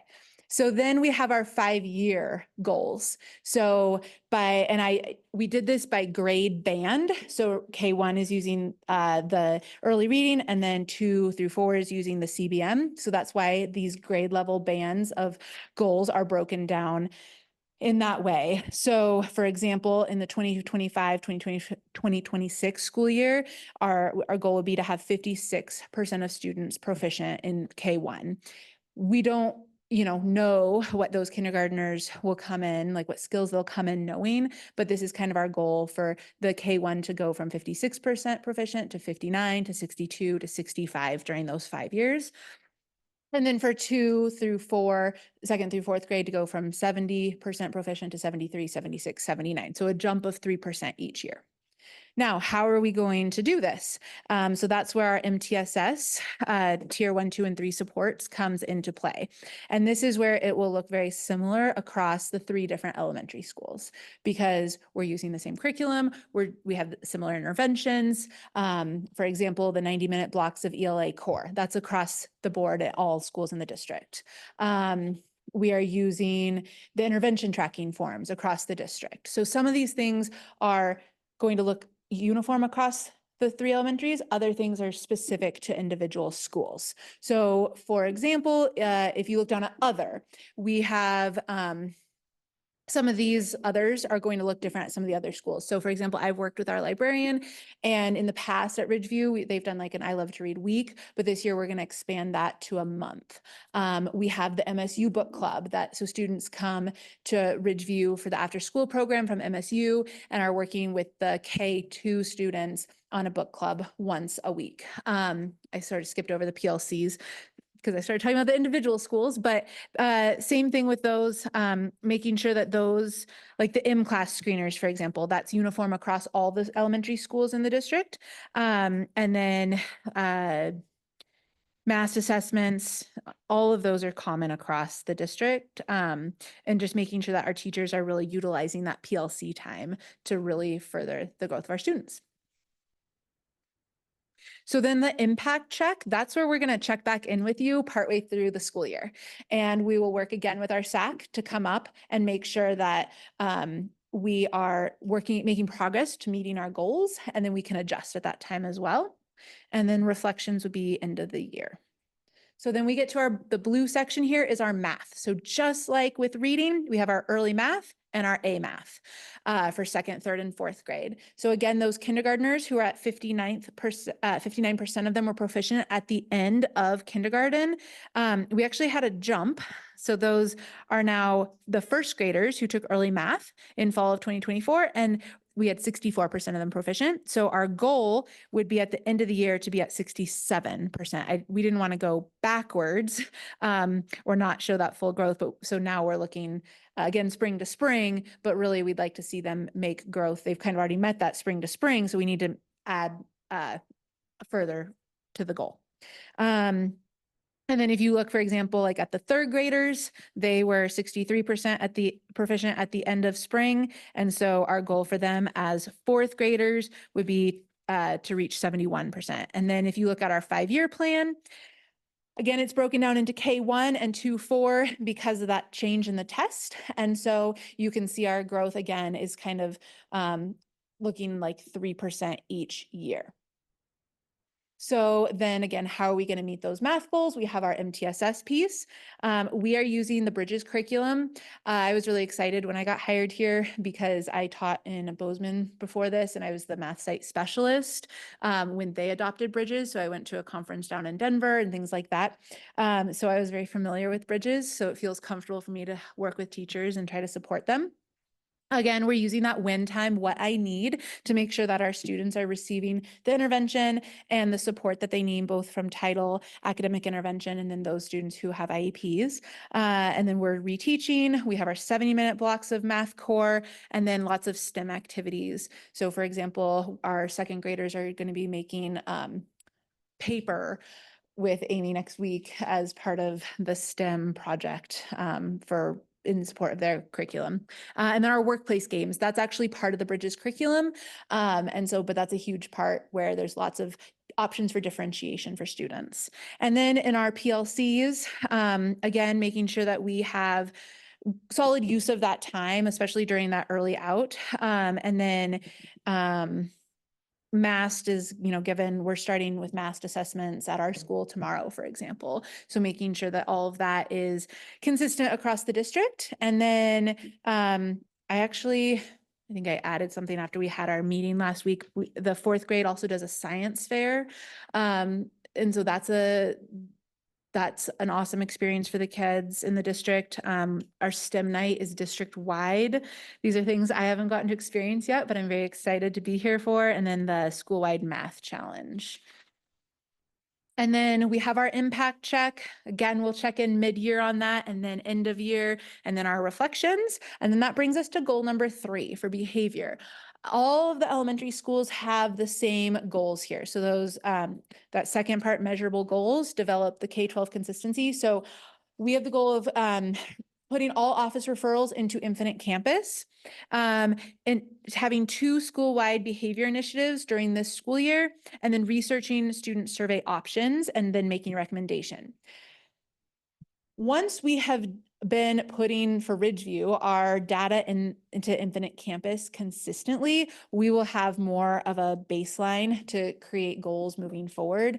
In the past, we haven't put all of our behaviors into Infinite Campus, and so it's really hard to know how many behaviors and whatnot we have. And so one thing that is really important that I've looked at in the past in previous districts is patterns. So for example, when I was working in Billings in a middle school, we had a lot of behaviors that happened before school. So we increased supervision, not before school time. So we could see like, okay, there's a lot of physical altercations that are happening before school. So we need to change how we're functioning in a school before school. And one way to do that is to increase supervision. So we used that behavior data to help us create a plan to not only reduce the number of behavior infractions, but also increase student safety. So things like that's what we're looking for. Or school-wide, if we're noticing that, okay, there's a lot of disrespect towards peers or towards adults, then we can create plans to address that as a school in terms of what we're doing during our ruler time and things like that, which is one of our MTSS pieces here is our ruler. We have our ROAR tickets and ROAR pause, our positive practices. So for example, this week's positive practice at our school is to remember to wash your hands or sanitize your hands when you come back into your classroom. So if you've been out at recess, you're coming back in, make sure you do that. So we announce that on the morning announcements every day. And then we have coaching behavior feedback, our ROAR expectations. Those are consistent across the school. In different parts of the school, we have different, like in the bathrooms, there's ROAR expectations. In the hallways, there's ROAR expectations. And then Kelso's choices, which our counselor and our behavior interventionist are going around to our classrooms and teaching that or going over that with our students. And then our PLCs for this, we have our restorative practices, our sharing behavior data, and then professional development. So just kind of making sure that we're all on the same page. The restorative practices part is really important to make sure, like when I have students who have a conflict, making sure that, okay, you had this conflict at recess today, but how are we going to be able to function moving forward together to ensure that this doesn't happen again? So that's a piece there. And then our action support. So this is something that would be new to Ridgeview this year, the trackers. It says to try in 2024, 2025. This is something that Saddle Peak does, and they have their, the people who are out at recess just fill out a quick tracker. If there's an altercation that happens at recess, something like that, one copy goes to the teacher, one goes to the office. So we make sure that we're following up on those. So that's something that I would like to try for our school. Anytime I put a behavior into Infinite Campus, making sure that I communicate that home to the family. I find this super important because if a family's not aware of what's going on with their kiddo at school, then they can't address it. And so let's say they're using profanity when they're out playing football. If the family doesn't know and the kid keeps getting in trouble and is not allowed to play football, but the family hasn't heard about it from us, then that creates an issue. So making sure that families are aware of things early and frequently. Again, tracking an Infinite Campus and providing that intervention. So we have a behavior interventionist who can help come up with plans for students who are struggling.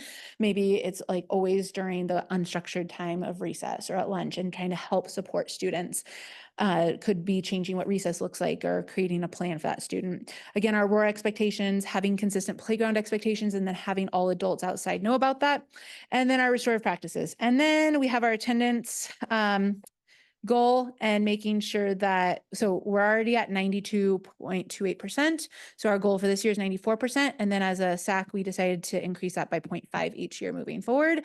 I've already sent attendance letters home to families who had more than 7 absences this year. And then working with parents, and the SRO, of course, does eventually get involved if we're worried about a family as well.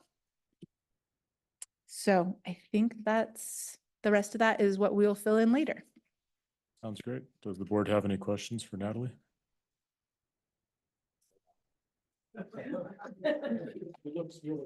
We can go back over them too. We just wanted to give you a taste of what it was, and you know, you can have an opportunity to look at all of them, and then we can revisit questions that you have in future meetings. I really like all the data involvement here because I think it's going to give us some good measurements. Yeah. And the fact you've got some goals that are positive. You know, we'll see what we get. But the biggest thing here is we have to collect the data so we know where we're at. Right. And we don't know what we need to improve because we don't have as much data as we'd like to have. And, you know, this goes from the elementary to the middle school to the high school. I mean, they've got similarities, although I'm sure there's some differences in the things that you do. Yeah. Thank you. I just wanted to make one quick comment too, because we brought up the word behavior a lot tonight. And I wanted to, since there's so much community here, it's not like we're running a prison, but the reason we're focusing all of this stuff is because we want this to be an environment for learning. So I just hope that's clear. The kids are here to learn. We're not a daycare center. So Well, and the biggest piece to that is having relationships with the staff and with the other adults and with your peers. So fostering those relationships will help the students with the academics. This is good. It's a step in the right direction. Thank you. Is there any within these plans, is there any room, or is it wiggled in there somewhere where, you know, like if there's like a kid who chronically like struggles with behavior, looking at, you know, are they food insecure? You know, are they getting fed, you know, breakfast, lunch, things like that? Because I know that there's so much data that shows, you know, how much that impacts children and their behavior levels. So I didn't know if that's something that, you know, was looked at or kind of part of the behavior in these programs. Yeah, I don't know if it would be specifically for our school improvement plan. We look at that more as an individual. And so it's, for example, if a teacher has concerns about that with a student, then we have all the resources and connections that we can make. Because of course that does impact the behavior and the academic achievement and things like that. So making sure that students are supported from those like bare bones of what we need to feel secure is super important. Okay. Any other questions? All right, thanks, Natalie. Thank you. I think that wraps it up for item number 1. Is that right, Dee Dee? Okay, so then we move on to item number 3 now, consider new advertising revenue with Toby.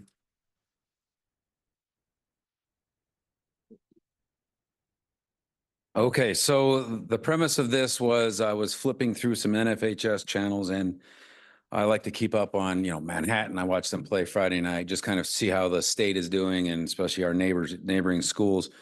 And I hit a school over on the other side of the state that happened to have a big credit union up in the top left of NFHS.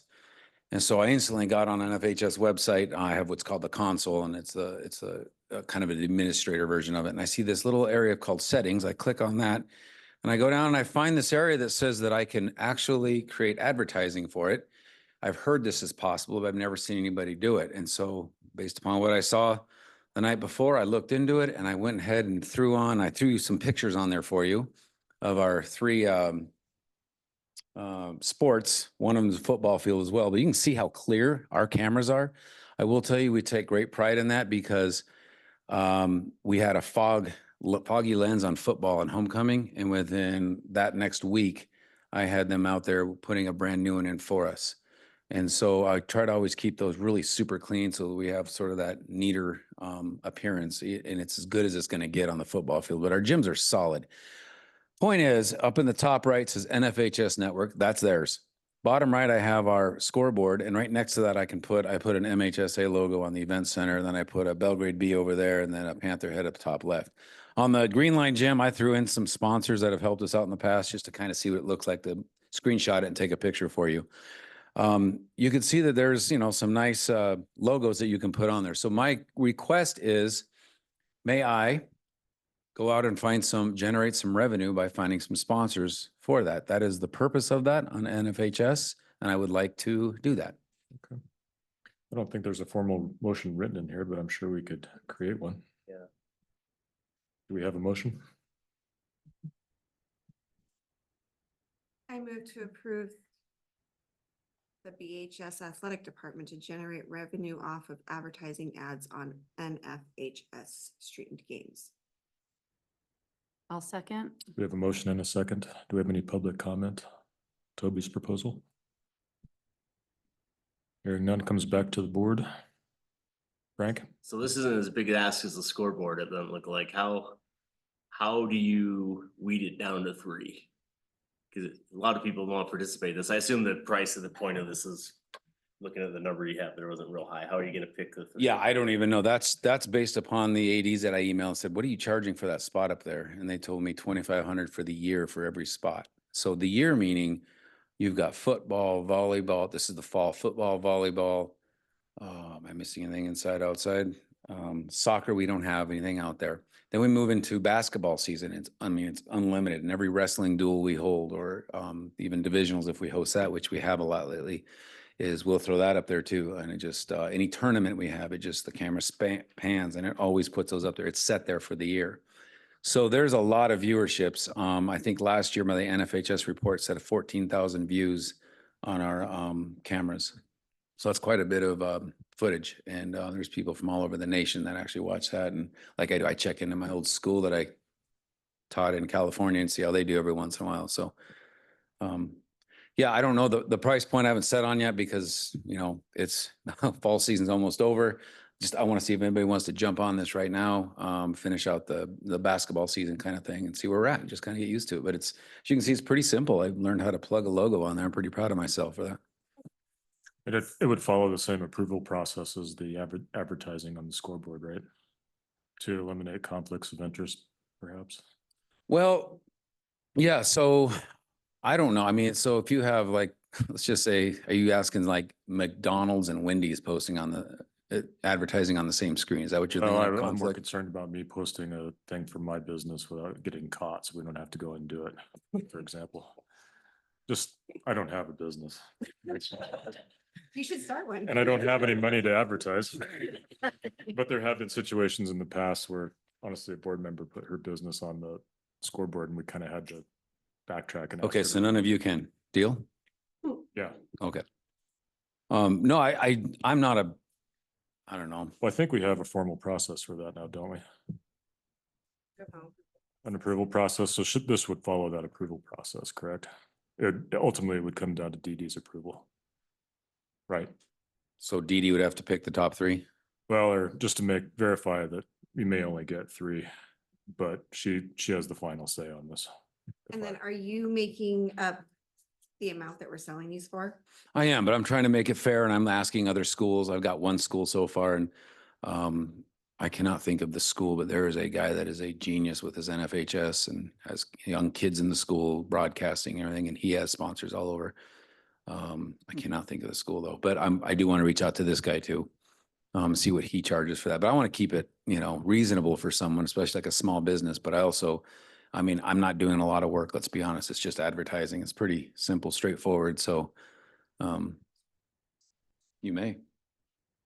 Consider doing different seasons, so that more people would have an opportunity to have their logos up there. It wouldn't be as much for each, but it would be more exposure for our community. Yeah, I have thought of the seasons too. I'm open to anything.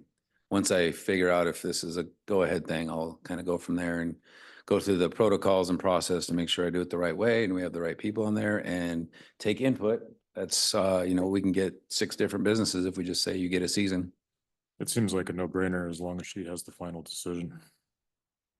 Yeah, I think it's Do fantastic. you see any downside disadvantages to doing this? Have you thought about that? Any downside on generating revenue? No, on people putting the ad up there.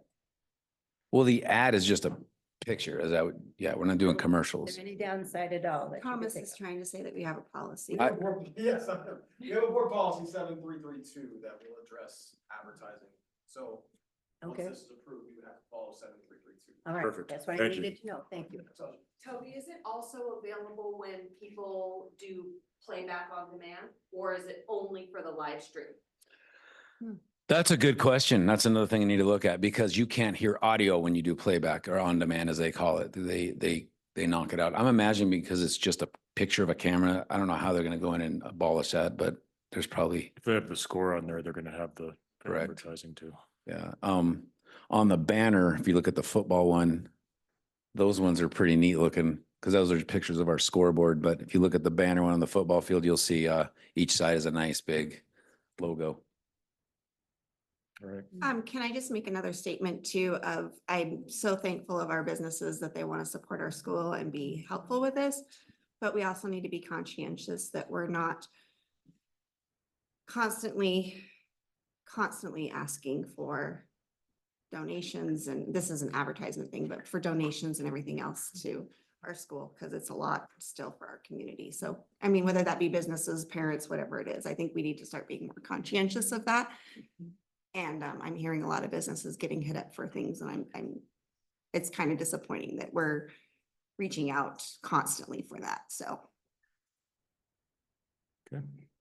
Any other comments before we bring it back to? I think, it does get Can taxing. you come up to the come front, up please? and, yeah, Good in the back, so. My name is Jamie Swenson. We own a business in the valley, High Country Paving. I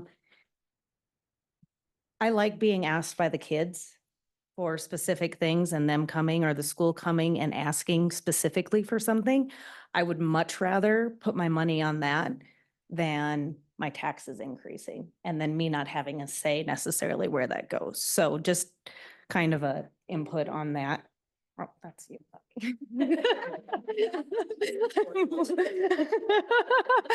I do have fantasy league going, but yeah, just as a business owner, I do love when the kids actually come and ask, or members from the community are coming directly to you and asking for that. I'd rather give my dollars that way, I guess, than having a tax increase. Okay, thanks, Jamie. I think that about covers that, so it comes back to the board for a vote. Yep. All in favor of the motion to approve the athletic department to generate revenue off of advertising ads from NFHS, say aye.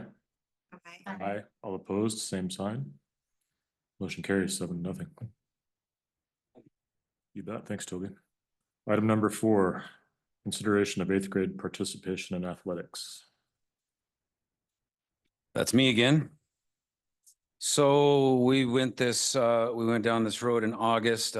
We broke new ground for Belgrade School. Hang on one second, Toby. Do you want to just give us a quick summary here, Dee Dee, since it's got your name on it? Yeah. At the last board meeting, and then an additional meeting, the discussion, oops, sorry, I'm on the wrong one here. There was discussion around allowing 8th graders to participate in high school athletics, which is allowable by MHSA rules. So we worked on putting together a plan that would frame that participation in a way that we would make sure that no high school students would be blocked out of play to pull 8th graders in. And that if a team had enough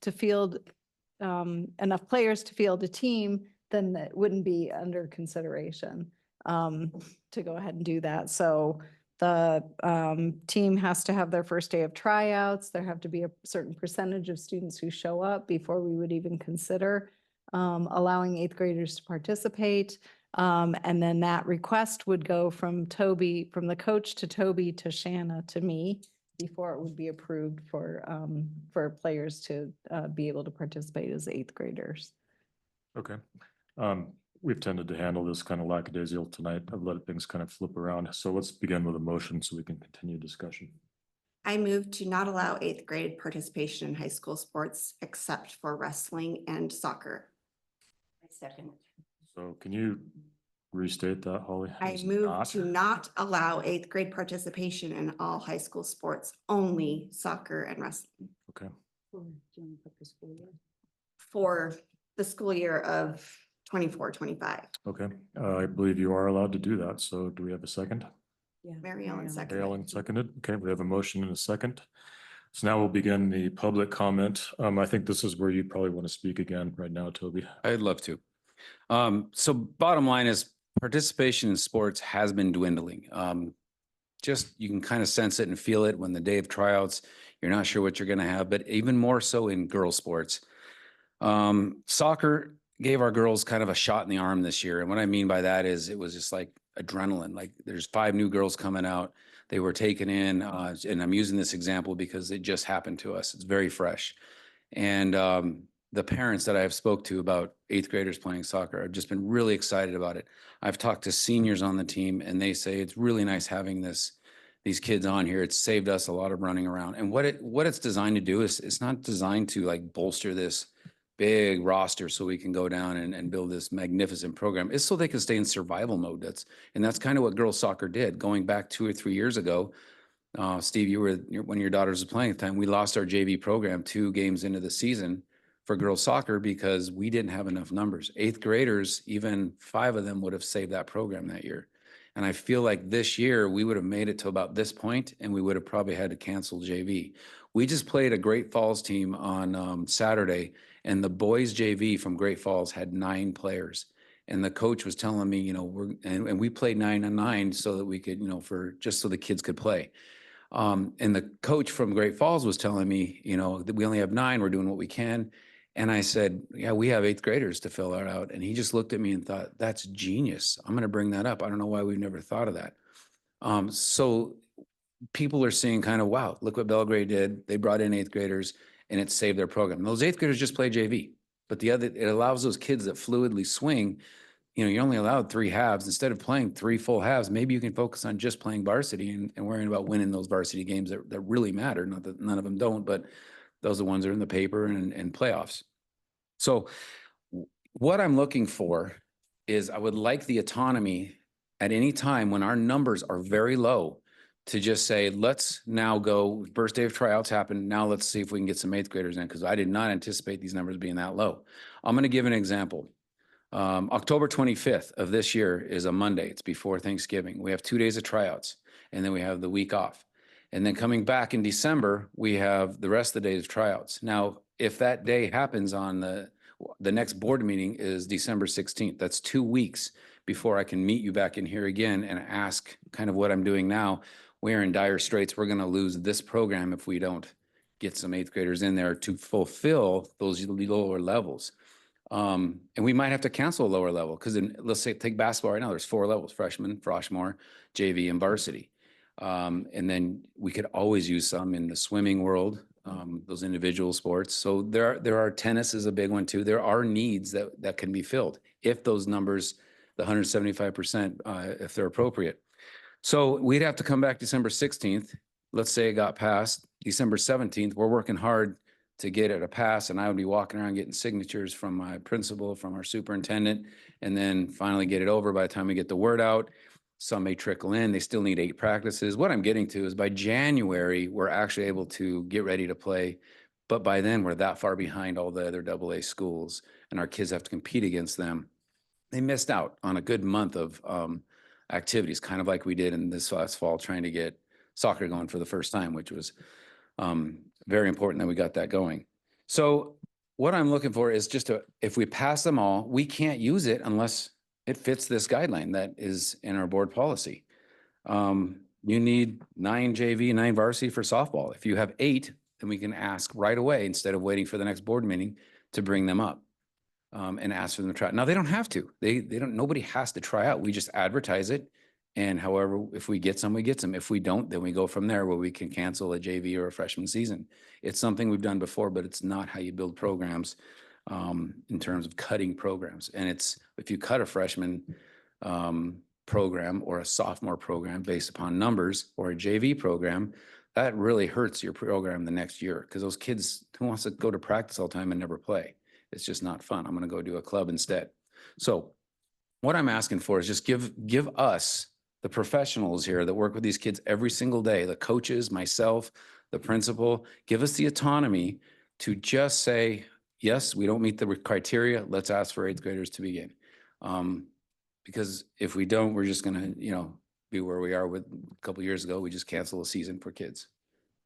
Okay. Thanks, Toby. I'm sure you'll have to come back up and answer some questions in the next step, but I think we do have some community members who'd like to comment. You want to come on up, Jamie? And I just want to remind the community too, you're kind of limited to 2 minutes. We're not going to enforce that strictly, but for just the I'll be sake of fast. brevity, be quick. So we said that only for soccer and wrestling, but we also have 8th grade band members that are playing up with the high school. And we also have flag, I don't know what the name of it is. Color Guard also has 8th graders playing up, and that was never board approved. So I just want to know why that's allowed. Good question. Good question. Yep. I agree with you. They should not be up there. Nope. And the board has that question too. So I guess Go my anywhere second, Earlier today, but thank you. Yeah. well, my second question is why are we so strongly against it? If I'm allowed to ask that. I don't think you'll get that answer right now, but it will come out later. Okay. Third thing, if this is loud, I have a group of girls that would like to speak to you. Oh, yes. Okay, then I would like to introduce a snippet of the 8th grade girls. Oh, yeah. That Do you want to do it also one at a like- time, or how is this going to work, girls? Well, their little hearts are like, There's nothing to be afraid of. Come on up. that's what I told them. So this is just a fraction of the 8th grade girls that do want to be a part of this team. And the high school girls are also here to support them. Okay. And I would just like to note that they've been here for 2 hours and you haven't even noticed. Oh, we noticed. They have been so, not that you haven't noticed, but they've been so respectful and mature and waiting for their turn. Yeah. And they have made every one of you a handout that they would like you to look at and read through that they themselves made. So if there's any typos. Yeah. Come on up, girls, if you'd like. So you have a choice here. You can do one at a time or as a group, whatever you feel comfortable with. So my name's Gemma Klatt and we've made. Yeah, give us 1 second, please. Well, I'm just, okay. You're excited. No, we never know.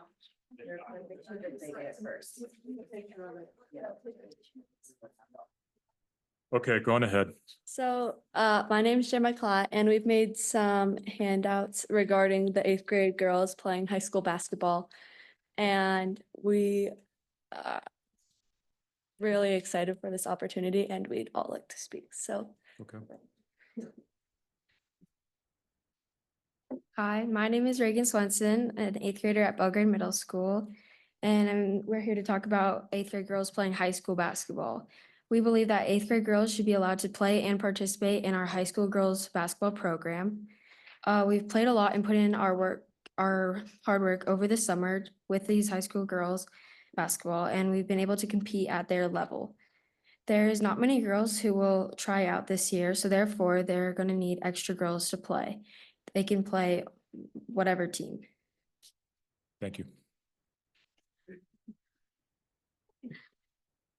I'm Kaylee Wilting, and we believe this can make it to where we will know all the plays and be able to work with each other for a longer time period, which will let us advance over other schools so we will be more developed in the program. It can also prepare us for high school, getting to know some of the girls and making friends. This can make us feel less overwhelmed or frightened coming into high school. Okay, thank you. I'm Tycee Wyman, and it will help us develop our skills and play against better competition. Again, this will help us boost our program. I'm Kinsey Robinson, and this is what I have to add. We've worked with our coaches and have made great relationships with them, especially with Mr. Nugent. Having him be supportive, encouraging, and overall a great person, teacher, and coach for us this summer. I'm Macy Hone, and I'm an 8th grader, and I go to Belgrade Middle School. And I would like to add that we also worked the hardest we could at concessions in order to get basketball program funds. And most of our girls were there for a total of 5 hours working concessions last Thursday. A few of our peers have played high school soccer and band and have made many connections and get along with their teammates. And they have told us that they have felt like they have improved and gotten better, thus building a stronger program for the next year. Thank you for listening to us and our proposal. As you can tell, we really hope we play basketball this year with the high school and are extremely thankful for for your consideration on the topic. Thank you. I believe that's everything from them. Okay. Thank you for coming up, girls. We Okay. appreciate hearing your viewpoint. Oh, one more. Sorry, I'm Abby Weber, and I just want to say that these girls have worked their tails off all summer, and they have been more involved in our program than any other schoolers have been this summer. They have been just very involved with everything when we can't even get a junior class to come out. And we're struggling right now for upperclassmen, and these girls are working harder than any of the upperclassmen right now. And I just want to say that I am also part of the varsity soccer team, and the 8th graders have been amazing, and they also worked really hard in the summer, harder than, again, most of the upperclassmen. So I just want to add that as well. Appreciate your comment. Thank you. Thank you. I'm Arlie Hone, and I'm also a returning basketball player, but I'd just like to say how hard these girls have worked this summer, and they've put in so much work to even have the opportunity of just getting to come to open gym and hang out with the high schoolers, and they are such sweet girls, and we love having them around. But they have, I'm telling you, they work so hard, and it's so good to see like the amount of ethic that they put into their work and how excited they are to have the opportunity to potentially play with us. And we're really excited for the chance that they could come and play with us. So thank you. Thank you for your comment. I'm Brandy Halley. I am not for the basketball, but I'm here to tell you about what happened with my daughter in soccer. I did not expect what happened this year to happen to her. She has grown as a human being. She has grown in her education. She has grown in her, I don't even know how to put it, her personality. She's more confident. She's more assertive with everything she does across the board. And this isn't just soccer. My daughter has changed from a very quiet person to a very outgoing, I want to be involved in the school. She's going to football games. She didn't even want to go to football games. She's going to volleyball games. I'm sure she's going to go to the basketball games. She's got sisters now. She's got a whole team, 43 sisters now. Every single one of them has her back. Every single one of them is going to be there for her when she hits high school. She didn't know any of them before this. The fact that we saved our soccer program, and I know there's some of you guys out there who believe that us talking about this is just a waste of time because you guys really don't want to approve anything that goes on here with the sports. But the fact is our sports need this, at least the opportunity to do this. And if our girls or boys have this opportunity and it is going to make them better and make them more accepted or whatever it is that's going to happen. Honestly, like I said, I had no idea what was going to happen to my daughter. I just know she wanted to play and they needed players. Amazing. It's not even the same kid. Like even her bus driver is going, I didn't even know it was her. She has changed so much physically, emotionally, and spiritually. It's amazing. I'm not going to say this is going to happen to everybody who goes and does this stuff, but if you can give even one of these students the chance to make that and do that, and then help a senior play the sport that they love and maybe go off to college, or a freshman who won't be able to play because we're not allowing 8th graders to come up, who won't make it to their senior year, who won't go off to college and do this stuff because we didn't have the program to back them. I think that's a pretty low way for us to get the confidence, get the attendance, and get the stuff we want for this school district. Thanks, Brandy. We never get a race with public comment. I'll be quick. Dr. Callie Morrison, my daughter is one of the 8th graders playing on the Belgrade soccer team, and it has been, as Brandy said, phenomenal. The girls embraced her and brought her a sense of confidence that she didn't necessarily have before. She's always been a pretty confident kid. I'm not gonna candy coat that, but they gave her the confidence that she can play at that level and that she was accepted by all of them. She got to go to her very first quinceañera because she was invited by the girls that she met through her soccer team. So pretty cool cultural experiences that our kids are getting that they might not otherwise. And I would just say that the fears that were expressed before this, I've not seen come true. If anything, I feel like they're spoiling the heck out of my daughter because she comes home with bags of candy and a new t-shirt or whatever from her big. So I just want to say that I think that it's an opportunity that could extend beyond soccer and that it does give us the opportunity to build school spirit because like Brandy said, they're going to all of the football games. They're staying after practice to go to a volleyball game. They're becoming involved in our community in ways that they hadn't before and they might not have if they didn't have this experience. So. Thank you.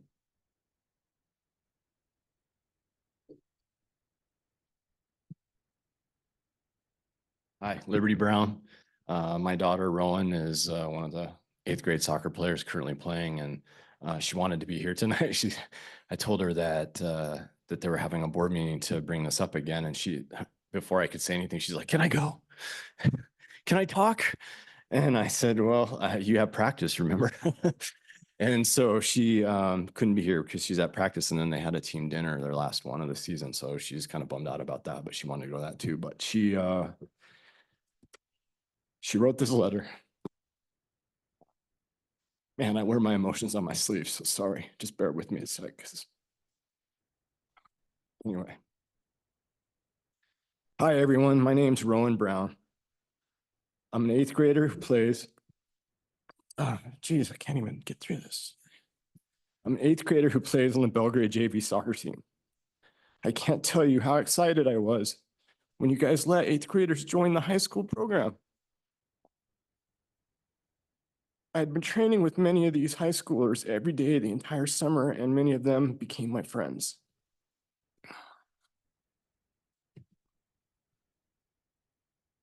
Now I get excited to spend my afternoons with them, not only because they are great people, but because they make me feel like I'm part of a team.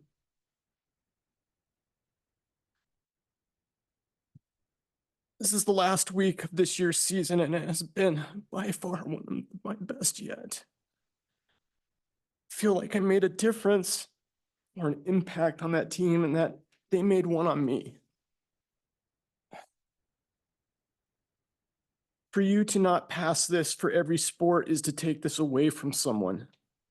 It's to tell a Panther who has dreamed of playing on the Belgrade team, we don't want you. And even though we're 8th graders, we still care just as much or more than some of the high schoolers, and we will do anything for our sport as long as you let us play. So please let us play. You might understand why it's kind of hard for me to get through that. We're at a disadvantage just in the fact that our school is based on population size is at a disadvantage with our activities and our sports program. I mean, you put that in conjunction with the fact that less and less students every year are participating in high school sports, and especially women. I think the statistic is, oh, thanks, man. 40 to 45% of girls will quit youth athletics by the time they reach the age of 14. So you couple that with the fact that we already are behind the 8 ball with the small student body compared to Bozeman and Gallatin that has just a plethora of kids to pick from. The money that those programs have that their parents pour into their programs. And, you know, this is one thing. It's a simple thing. It's already approved by the state. There's other schools around the state that have been doing it. It's one thing that will give Belgrade an advantage. And believe me, these girls, from where they started at the beginning of the season to where they're at now, is definitely an advantage. That 1 year of high school participation is going to give that program leaps and bounds next year. And for the 4 years after that, that they're going to have to play. And it's created a spark. And I think it's closed-minded to not allow it for every other sport for our school. So thank you. Thanks for your comment. Oops. Jim Simon. Yeah, I would just like to add that you mentioned that it wouldn't compete with actual high school players. I think that's important, but also I think allowing 8th graders to save a season for a team. I remember when my daughter played soccer in high school, they were short. It was tough. She was swinging up a lot, and having the 8th graders help out those sports that are lacking in numbers, I think is important. You know, when you get into boys basketball and girls basketball at the AA level, yeah, some 8th graders are not ready to go up against those kids from Billings and Great Falls that are big developed players. But I think it should be up to the coaches in the athletic department to make that call. One thing I will add, just for some clarification, this motion was made in the negative. So if it doesn't pass, or if there's 4 members that are against this motion, does that mean 8th graders are allowed to play, or does the motion need to be revised? Yeah, actually, an we'll have to revise the motion because Okay. you can't make a motion in the negative. So Yeah, we'll have I to was a figure little that out. confused Yeah. on that. So thank you.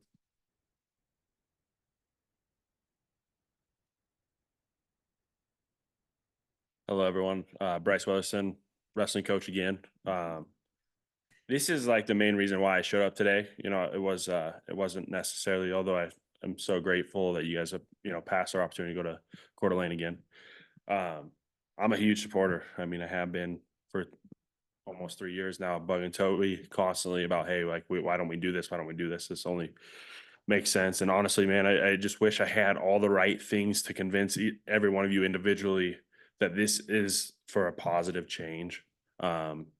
It really is a snowball effect. I truly think this is going to be a thing that all AA is going to jump on in the next 10 years. But just being the front runner in some of that, I've already gotten, like, since you guys approved the wrestling, right? And I'm so excited. I've already gotten numerous messages from different coaches across the state talking about how I approach that, how they want to, you know, talk to their board members and get everyone on board. But I mean, it's huge. And so I know sometimes you guys keep your comments to yourselves until after, you know, discussions close on our end. So there was a few that I just wanted to touch up on from our last meeting. One of them was comparing the 8th grade season. You know, it was essentially you know, our 8th graders are still going to compete at a high school level, you know, when we were talking about redshirt years, but essentially the development between a high school season and a 6-week, I'm speaking from wrestling, so excuse me if I'm a little inaccurate on times of seasons, but comparing a 6-week season for wrestling, essentially, you know, where you're competing against 3, maybe 4 schools, to a high school season that, you know, carries over 3 months with, you know, competition across the state is it's just, they're non-comparable. It's so different, you know, and it's not a shot at our middle school coaches. They're doing the absolute best they can. But with 6 weeks, I mean, I can't imagine trying to teach a kid to wrestle in 6 weeks, you know, let alone maintain, you know, balance with the kids that do know how to wrestle. You know, it's like finding that would be difficult. So that was a big thing. Another one was, you know, whether we approve this or not, they're still going to compete in high school that following year. I don't know why there is you know, such a disconnection, but between 8th grade and the high school level, there is tons of 8th graders, wrestlers, and that don't come out for the high school season. And a lot of that maybe is, you know, they're losing interest, but I do think this is a way to capitalize and maintain some of our 8th graders even further. And, you know, I'm just mainly here to support these other programs, just because, like, again, you know, I'm so grateful you guys give us the opportunity to prove you guys right on your decision this year. The feedback from soccer was great. And I know we have the coaching staff in place to make sure that safety is always priority one with the wrestling program. And again, you know, I truly 100% believe that we're gonna do you justice by allowing us to do that and showing the results that are going to come in the future. You know, and wrap it up for us, Bryce. Okay. Sorry. No, you're all good. Few keynotes that I was talking about previously was, you know, maintaining our kids in the Belgrade district with open enrollment. You know, they talked about earlier having a sub 1,000 school, competing with schools that have 2,400 kids, finding a way to even the playing field. And you know, ultimately being a Belgrade alumni, like, I'm pretty sick of you know, our programs being the laughing stock of the athletic department, man. I want to see us succeed. And this is a huge step in having us succeed. Thanks for your comment. Come on up, Jason. Good evening, Jason Wheeler again. Like it's already been said about the 8th graders, I thank you. My daughter has excelled. Of the original 4 people that went out for 8th grade for JV soccer, 4 of the 5 were starters. So I think that our 8th graders have proven their ability. They're getting beat up, but it's a tough sport. We're going through ice packs like crazy at my house, but in a good way. She is loving it, and I thank you for that. And I would also like to challenge you guys. We have our last home game tomorrow. I'd love to have you guys come out and see the fruits of what those kids are doing. With the 8th grade girls basketball, my daughter her second sport is basketball. She loves basketball. We talked about it. I said, do you want to try? She goes, no, Dad, I'm not ready. And I thought that was a very good decision on her part. But some of these girls that already spoke to you, I know them. I know their dedication to it. I know that they're probably going to be going through ice packs just like we are. But we are setting a phenomenal tone. We're proving that our 8th grade kids can hold their own. And I think that we should give these girls an opportunity to continue to prove the Belgrade kids are tough. And it doesn't matter if you're 8th or 12th, that you can go out there and compete and still have fun. Thank you. Thanks for your comment.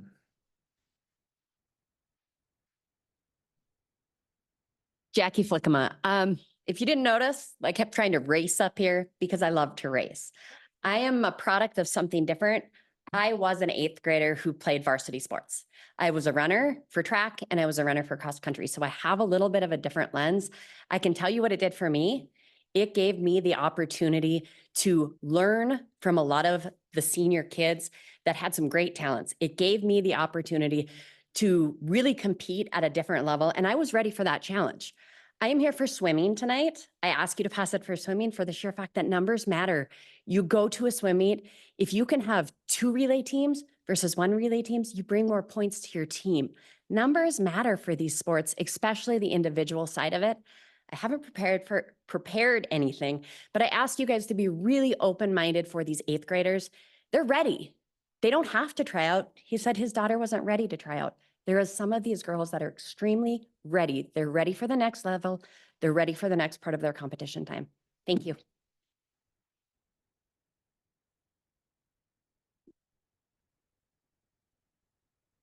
Hello, it's me again, Anna Hone. I just am really appreciative of everyone that's here today and including the board. I actually signed up to be a substitute teacher a couple years ago because I think it matters to get in the school and help our kids.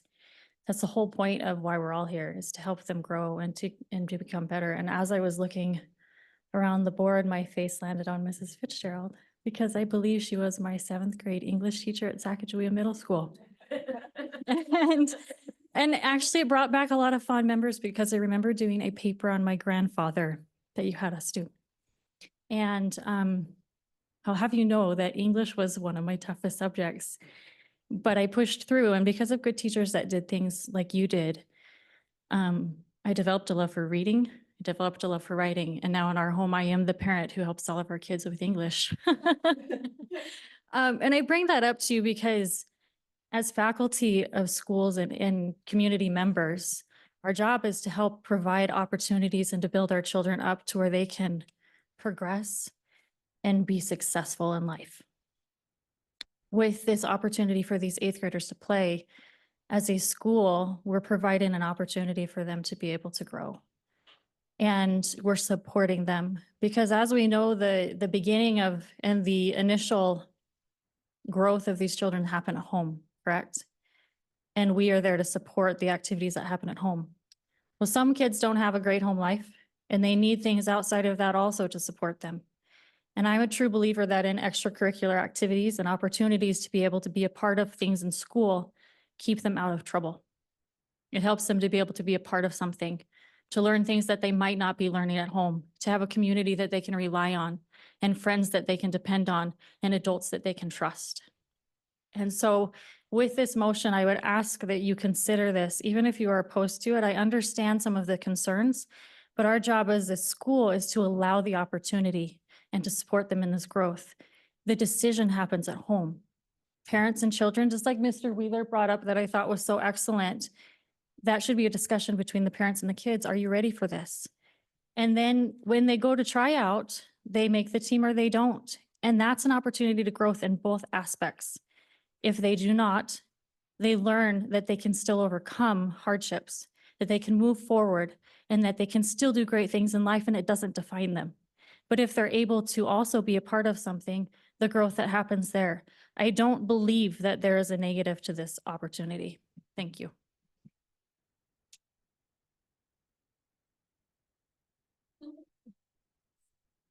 Me again, Crystal Weber. I hadn't planned on speaking, but I'm a senior soccer mom. Abby here, and I know you've heard from a lot of 8th grade parents, so I thought I would speak on behalf of the varsity soccer. It has been, Abby was so excited to hear that 8th graders could join this year, and it has been a very positive impact. So I'm not sure of the hang up or like the concerns, but I thought it'd be a good idea to speak as a senior parent who my daughter missed the second part of her practice to come to this meeting and speak for the youngers and the athletics in general. So I guess I just don't understand the hang up, but whatever it may be, I think that it can be overcome and monitored and in such a way that it brings what everyone has said here to a positive for the school, for our athletics, which third child through the school district. And it's been a fair amount of hardship with sports all the way around. So this, I think, gives it a really big boost and helping that be much better program. Thank you. Thanks for your comment.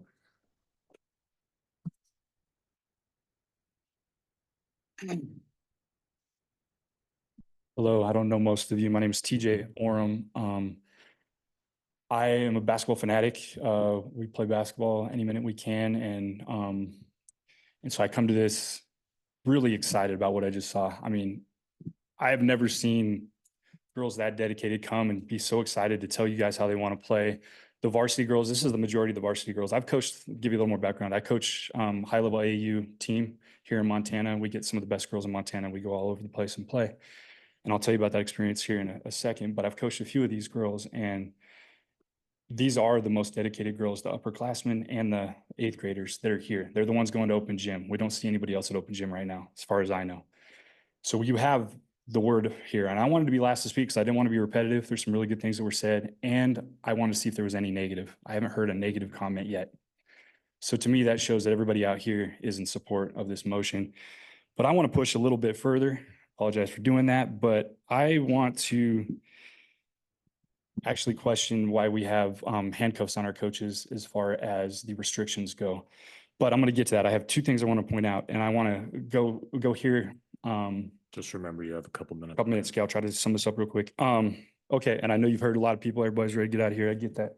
So we've talked about need, and that's why we're wanting to do this, because we need to save sports.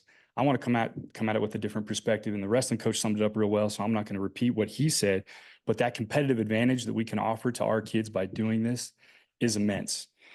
I have watched, as I've been coaching youth girls basketball, so essentially what we're here to talk about today, the difference between the eighth graders that show up at our tryouts that have played high school basketball and those that haven't. We actually mark it down. We call each other, the coaches, and say, hey, did you see that girl in the eighth grade that's playing varsity and she got a bunch of minutes? Circle her. She's going to be ready. It was such an amazing opportunity. Some of you guys know Cadence Graham. She got to play in Butte, and it's changed her whole trajectory. Now she's one of the best players in the state at her age. I think this opportunity would be amazing to have in Belgrade. I'm excited for what we can do. I'm excited about this class. I think this class can bring the excitement that we need to change the program around. It reminds me of, and I don't want to go into too much detail, but when I was in school, we had a new coach come in. He brought in all the underclassmen and put them up on varsity. He established a new culture. Those were dedicated, hardworking players. They just helped the seniors and juniors to get that kind of competitive spirit. And you don't think it's, you think it's a short-term solution. This was a long-term solution because they established a winning culture at that school because they moved underclassmen up to start out with. And then as they were going, everybody else wanted to keep up with them. So I see that as a great, immense possibility we have here. So what I was going to say is, and there's a whole bunch of other things, but Nugent tested them. He took them to West Yellowstone this year, played against varsity competition, the eighth graders only. And they competed. They did really well, actually. I mean, beating some of these schools. Yeah, they're smaller schools, but still, these are eighth graders. So they've shown they can compete at that level. But what I want to go to is, I don't think we should restrict it by numbers. I think we should look at the competitive advantage and the opportunity this provides. All the other schools are going to end up doing this, just like the wrestling coach did. Some already are. Butte doesn't restrict it the way you guys restricted. They do it the opposite. If you're good enough for JV and varsity, then you can move up. So they're looking at it like, how can we make our program better, as opposed to just saving programs. I want to go to that level with us. Let's make our programs the best in the state. Let's do this by getting our underclassmen up there quicker and try to have that competitive advantage. So thank you. That's all I have to say. Thanks for your comment. Come on up, ladies. And then for the rest of the audience, we probably need to wrap up public comment. So go on ahead. I'm Gemma Klatt, an eighth grade girl. And then he kind of covered the points we were going to go over, but we were just coming up to say that we went to a bunch of the open gyms this summer, and at the most there was like 3 freshman girls that were there. And I don't know if this is really relevant, but most of the girls that would be going out have played travel basketball, which is like a higher level of competition than the normal 8th grade season. And we've gotten a lot better from that too. And we've gone to tournaments this summer and we've been able to compete with like the JV girls that we played against, freshmen and sometimes varsity. And it would just be a really great opportunity if you guys could like let us play. So. I'm Maisie Hone and we have worked so hard for this over the summer. I believe that this is going to help us grow and create a program, and we will have great bonds, which will help us work better as a team to like build up our program and make it better. Just from the summer, I have had a family through this sport. I've had so many more relationships than I thought I would make over the summer. And I and other 8th graders feel so included by this. It makes us feel important, and this is such an amazing opportunity for us, so please consider this. Thanks for your comment. Thank you. Leslie Atkinson, and I'm talking on behalf of a parent, not not an employee. And I'm the mother of 2 high school athletes who participating in high school athletics has been a game changer for them, especially my youngest daughter, who was very shy, very timid, and playing on the freshman volleyball team has really made a huge difference. But I wanted to point out just a couple of things, just for points of thought. Number one, you may not be aware a lot about the speech and debate team. Last year, I believe they ended the season with 4 people. There were a lot of different, there are definitely some challenges, especially compared to our neighbors to the east who have these massive teams. But a simple change to overall in the coach, which I can't speak to the old coach at all. I can speak to the new coach and the excitement that she is bringing to it and how she has gone out and recruiting. I think there's a lot of things that our current coaches can do with the existing high school students as well. This new speech and debate coach, for instance, she is one of my daughter's teachers and she has created an excitement. I met one of the assistant speech and debate coaches today, and the amount of excitement that they have created with the existing students that had no idea about speech and debate, even upperclassmen that had no idea about speech and debate, they're now excited about it and they're trying it out. So I think that there's a lot of opportunity to include existing high school students. Now, I am not one, I hate to exclude people personally. Like, I'm not good at cutting people off. I'm not, and for me to say, let's not, these 8th graders, they've obviously shown their dedication and their excitement for the sport, but they can also do that in 8th grade. They can do that with their middle school. They can continue to build their camaraderie and build their team spirit and build their skills. And everything they said is correct. They can, they want to be part of the high school. They will be part of the high school. And I think that doing a blanket policy to include all sports off of the testimony of 6 pieces of data. And I'm very happy of all of these parents who came and spoke for the positive experiences that their children had. And I think that's really good data that we need, and by we, I mean you, that you need to keep in mind moving forward. But I don't think that 6 pieces of data is enough to go do a blanket statement for all of the sports for the rest of this year.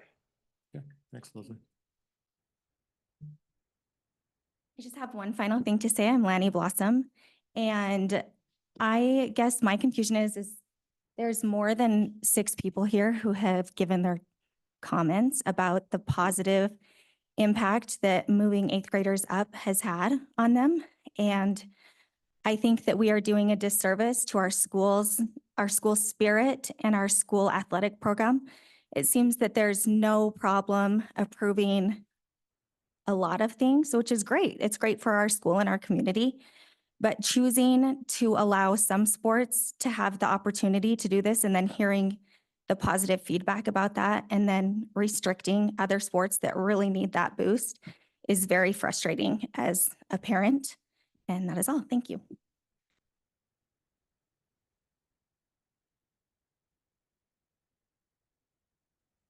I'm Derry McLean, Belgrade Wrestling. This is my first time in coming in here to get to see all you guys and women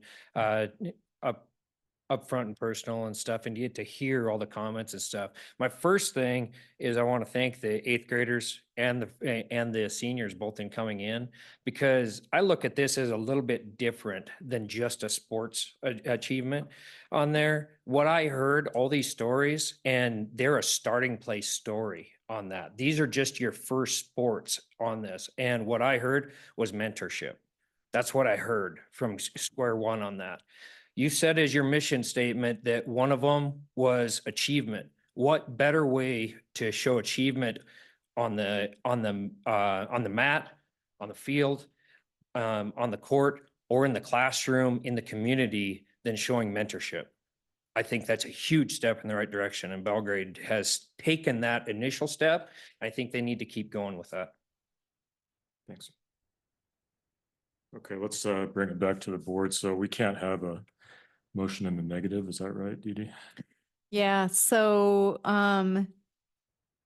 so I think to go to the context of what you were talking about, and I think it was fine to frame it that way, we just need to reframe it. We have to make a motion that basically is going to approve it, but people could vote no. Correct. I'm more curious about what. do we need to Because do with if the you, seating if motion? if Does it we, even count? well, you can change your motion and then we would change the second. Okay. Yeah, amend it. So because if the board did nothing, you would continue with the same policy 3510P1, which says there's 2 sports that, so we already have a policy in place that has 2 sports in there. You wouldn't be changing anything, but you can't make a motion to not change anything. So I think the best way to do it, Carrie, you can correct me if, would be to make a motion in the positive to. All motion should be affirmative. Right. Affirmative. I withdraw my second. Okay. I withdraw my motion. So now it comes back to So somebody would need to make a motion, and this cannot be the board chair. I'll make a motion to allow the 8th grade participation in all high school sports excluding football. I will second. We have a motion and a second. We've heard plenty of public comment on this. Toby, you probably want to step up here too. I do have one thing that it's important to point out. I think Dee Dee and Toby will need to clarify here. I appreciate the effort these girls have put in practicing. That does not guarantee a spot that they're going to play. So you need to just briefly summarize what the point of this is and basically state this isn't a player development program. This is a development program for the 8th graders. This is just for them to help field competitive, complete teams at the 9th grade level. Correct? If I may? Yeah. Yes, and I want to kind of circle back around and remind us all that we may never use this in 5 years. We may not use it at all. We may not use it till I retire. But being that it's there and ready to go as a backup parachute, just in case we need it, we don't have to go through the long drawn out process of coming to a board meeting and you guys listening to me talk a little longer, even though you enjoy it. But we don't have to go through that process again. It's there. We have guidelines that dictate when we can use it by numbers. And if it doesn't happen, doesn't happen. I know we had a good representation of certain sports here, but this is for all sports, all inclusivity.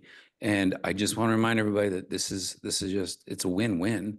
We don't have to use it unless the numbers say so. And we will only use it when we're in those dire straits. So there's a situation like for the girls who came to state their that they wanted to do this. You may have basketball teams show up and they may not have enough players to field a freshman team. And if Dee Dee looks at that data and says, we don't want to field a freshman team, that does not mean you will get to play. There is no guarantee just because you practice that you would get to play on that team. Right. And the check process will be, I get it from the coach. I take it to Shannon, we go to Dee Dee and we talk about this 3 times. So you guys should probably, I mean, a lot of the blowback I've heard about this is that the people in the community who are against it believe the coaches are going to get their way. They're going to want certain 8th grade players to play to stack their team. So could you refute that, I think? Yeah, I'll use soccer as a perfect example. We are just glad to get who we get when we get that, because the reason why we're bringing them in is our numbers were low. We want to keep numbers up. I think Liberty said it earlier about just numbers, participation. It gets kids busy, gives them a carrot to keep their grades up, keeps them active, away from the home computer and off their phones. And most importantly, it gets we can get our 4 teams if we have 4 teams for that sport. We don't want to do what we did with soccer years ago. We canceled the JV. That broke my heart to tell girls that their season was over 3 weeks into the season. So for you basketball girls, it's important to realize like there could be enough freshman girls come out to field a freshman team. And at that point, the coach would not recommend that we bring up more players. The number is 8.75. So if 9 girls come out for 9th grade basketball. I'm just speculating, and it doesn't have anything to do with whether I agree with this or not. The point is there is no guarantee that you will get to play on an 8th grade team with this policy. I want to make that very clear. Yeah. But the public comment has indicated that we are ready to play and that we can compete. That is not the point of this. We are not into player development. So I wanted to make that very clear what we're voting on here. And if I am incorrect, you guys should point out differently. I think it's a great, I mean, I know I'm going to be under fire from some parents that are already here for what I'm going to vote for, but it's not that I'm 100% against it. And I think the passion that these girls have is great. And I hope you guys keep that passion. Even if we don't pass this, I hope you keep that passion as freshmen, because that's where it needs to be. And I think that's the issue of why all of a sudden don't we have these passionate 8th graders going out for a freshman team? Is it the coach? Is it our school? Is it what is that problem? And I think that's what we need to solve. Is it the coaching in 8th grade? I'm going to throw Coach Curry under the bus just because he is in the spotlight. He has made a community. He's made a team. He has done wonders for the football, which we didn't need extra football players. But I think that that's correct, that there's things that these coaches can do. I know they host camps and these 8th graders have that opportunity. They have open gyms that they're open to. They have that opportunity.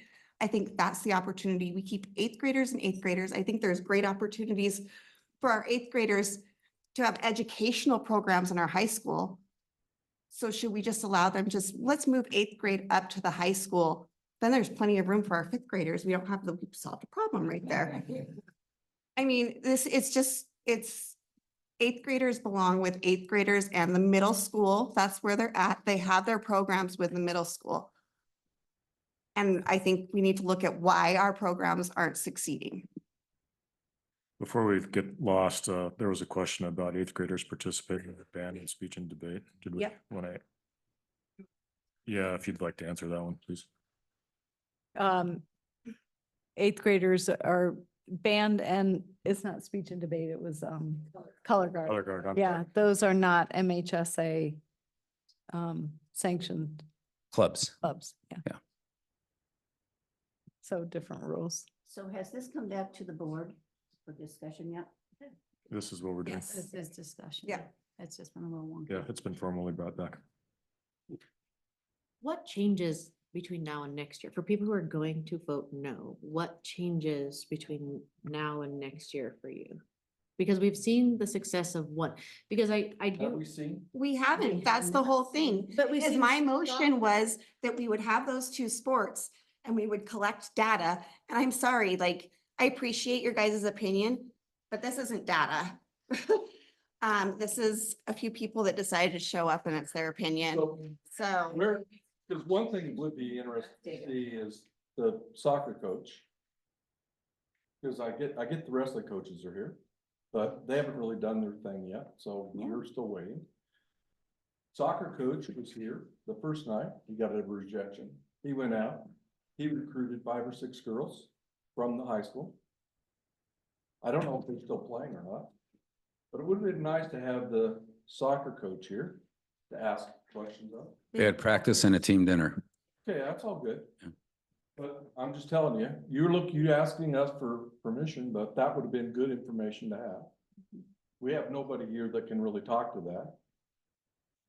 Didn't Toby talk to that? Similarly, just a second. Similarly, it would be good to have the basketball coach, the girls' basketball coach here. I'm one of the girls' basketball coaches, Well, I don't want to talk to the basketball coach. but he's not allowed to be here because his name was crossed off the agenda 30 minutes prior. Well, that's a different deal. Steve, you need to. But he's not allowed to be here. Yeah. Yes, you need to know. Let the public talk. Yeah. You guys, we have to wrap this up. So go on ahead, Rocky. I mean. Rocky's, what's gonna happen is, yeah, We well, need to be able So to there, talk. there's data there that we've had, you guys, the community has had their chance. Rocky needs to proceed. So Yeah, please there's proceed. data that would have been helpful, but it's not available. And so that makes it difficult. Back to Joanne's thing, she says, when we set this up and now I didn't vote for it last time. I didn't vote for it the first time.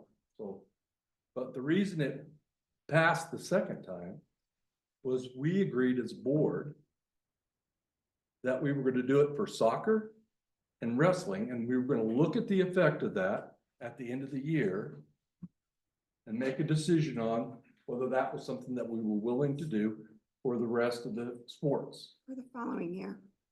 But here we come again, a month later, it's back on the agenda again. And my question is why? How did that turn out? How did that happen? And why did it happen? Because we already had an agreed process. I will take some credit for that. I think Dee Dee put it on the agenda. I felt that the data from the 2 soccer teams was sufficient to proceed. And we can't wait another year. You've got 2 soccer teams, so we're gonna wait until next fall to do this again, when this could help other sports immediately. Yeah. But this That's was for what we wrestling agreed too. I understand that, but wrestling is not a It team hasn't sport, it's an started yet, individual so we sport. can't- Team sports is really what we're focused on here, in my opinion, and that's why it's back. But It that's your shouldn't be opinion. Your opinion and your agenda to put it on the agenda. Yeah. Well, it was Dee Dee's and my approval. Well, August 19th, we had a meeting and it died because of a tie vote. Mhm.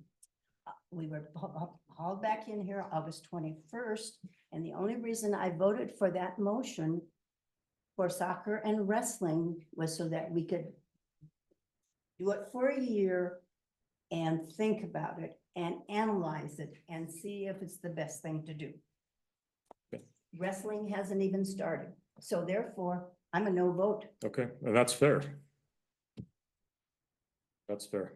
But back to my question was like, we do have data from soccer, but what do we gain out of the wrestling side that's going to change our decision? Because for me, I'm looking at a community and my job as a board member is to put my biases and my feelings aside and say, this community is begging for us to do something. And I don't see a downside because we have like a series of checks and balances where we have the coach saying, we have three speech and debate people. And that means now they can't compete in duos. So we've now lost like all of our duos for speech and debate. All of our like, many things like swimming. Swimming is a point sport. And so I'm starting to get concerned that we've not given the credit to our coaches to know, hey, we're behind. We've not given the credit to these that we've hired, to Toby that we've hired. And that because it goes to our principal that we've hired, and then to our superintendent that we've hired. There are so many checks and balances. This isn't going to be about, there's a really strong 8th grade girl, she's going to be put on just because she's good. This is specifically about, we cannot let sports die, because if they do, it's going to be much harder to get these 8th grade girls who are excited now to a sport that is going to be behind. It is much harder to get people excited about sports that are dying. And I don't think it's a matter of like coaching and things like that. I think it's just like a grade thing. I think, like from my remembering being in high school, we have to look at, remember, it's a tough transition, 8th grade to freshman year. And so sometimes you're like, I don't know how I'm going to do this. And so I think that's why sometimes students don't go out those early years. But if they've been on the team, even 1 or 2, or they know, hey, it is going to be a full team, we are going to have an opportunity to play and to compete at a level that's going to have a strong competition. Because we've brought these people up, we have a fuller JV team, our varsity's fuller. I am not finding a lot of downside. We have so many checks and balances that I do agree with what Toby said, that we need to give them the opportunity to say, we had tryouts. We had 3 people come out for speech and debate. We're concerned about our team. We had tryouts for swimming. We had 2 people come out. We're concerned about our team. Because at some point, we are going to struggle to get coaches, we're going to struggle to get players when they're gonna go, well, we stink and there's not enough players to support an entire team. But why? Why is there not enough players? Why is there the enthusiasm of, we have a whole, yeah, we have 1,000 kids in the high school. We have, I mean, almost a whole basketball team that showed up tonight. Well, Why can't we get, I'm why? one of the people working on that. I think there's ways we need to attack this. You're right. Why don't we have more participation in activities? What is it? But at the same time, if we can help out the current sports while we figure out the solution, why not? Why just let it die? Yeah, because we're not just putting them on just because it has like checks and, okay, it's only if this thing occurs. And then it's, okay, now I have to go to the coaches, ask Toby, Toby's gonna talk to Shannon. Shannon's gonna talk to Dee Dee. We have an entire process. It's not like we're just throwing them on just because they're in 8th grade. We're just doing this to ensure that we have the ability to keep our sports going while working on what Steve said. Why do we have less people trying out for specific sports?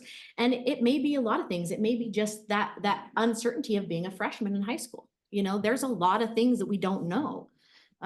Being in high school, being young is tough.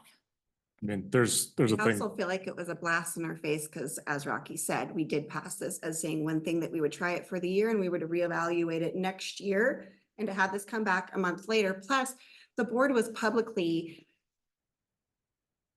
not put in a good spotlight, chastised in the newspaper after our decision, and that's super disappointing too. I totally get that, but like, I think like we need to set aside any personal things and have professional responsibility to set aside those personal feelings and boundaries and biases and prioritize the best interests of our students and our schools and our broader community, because that is truly who we serve. Okay. Any other board comments? Sure. Right. Boy, am I on the wrong side of a sports issue for probably the first time, or I guess the third time, since we've gone over this 3 times. I did set up a nonprofit and had a travel team and had kids that played travel basketball and high school sports. I'm not without the background to at least think about it that way. I also will say that there are a lot of people that won't come speak publicly when it is a sports forum because they get lynched. It's been that way since I've been on the board, and again, usually on their side, so it's a little more comfortable. And I feel really bad if kids that are here went and practiced all summer long on then a promise from an adult that they would get a play. If that's not the case, that's great, but I was told that for soccer, so I'm sure it didn't happen for basketball.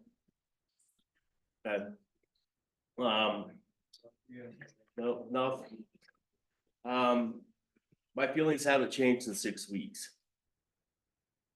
When it's winter sports and you have a kid leaving school at 11 in the morning to go play out of town and coming back at 1 or 2 in the morning and then getting up to go to school the next morning at 7, that doesn't work for me with an 8th grader.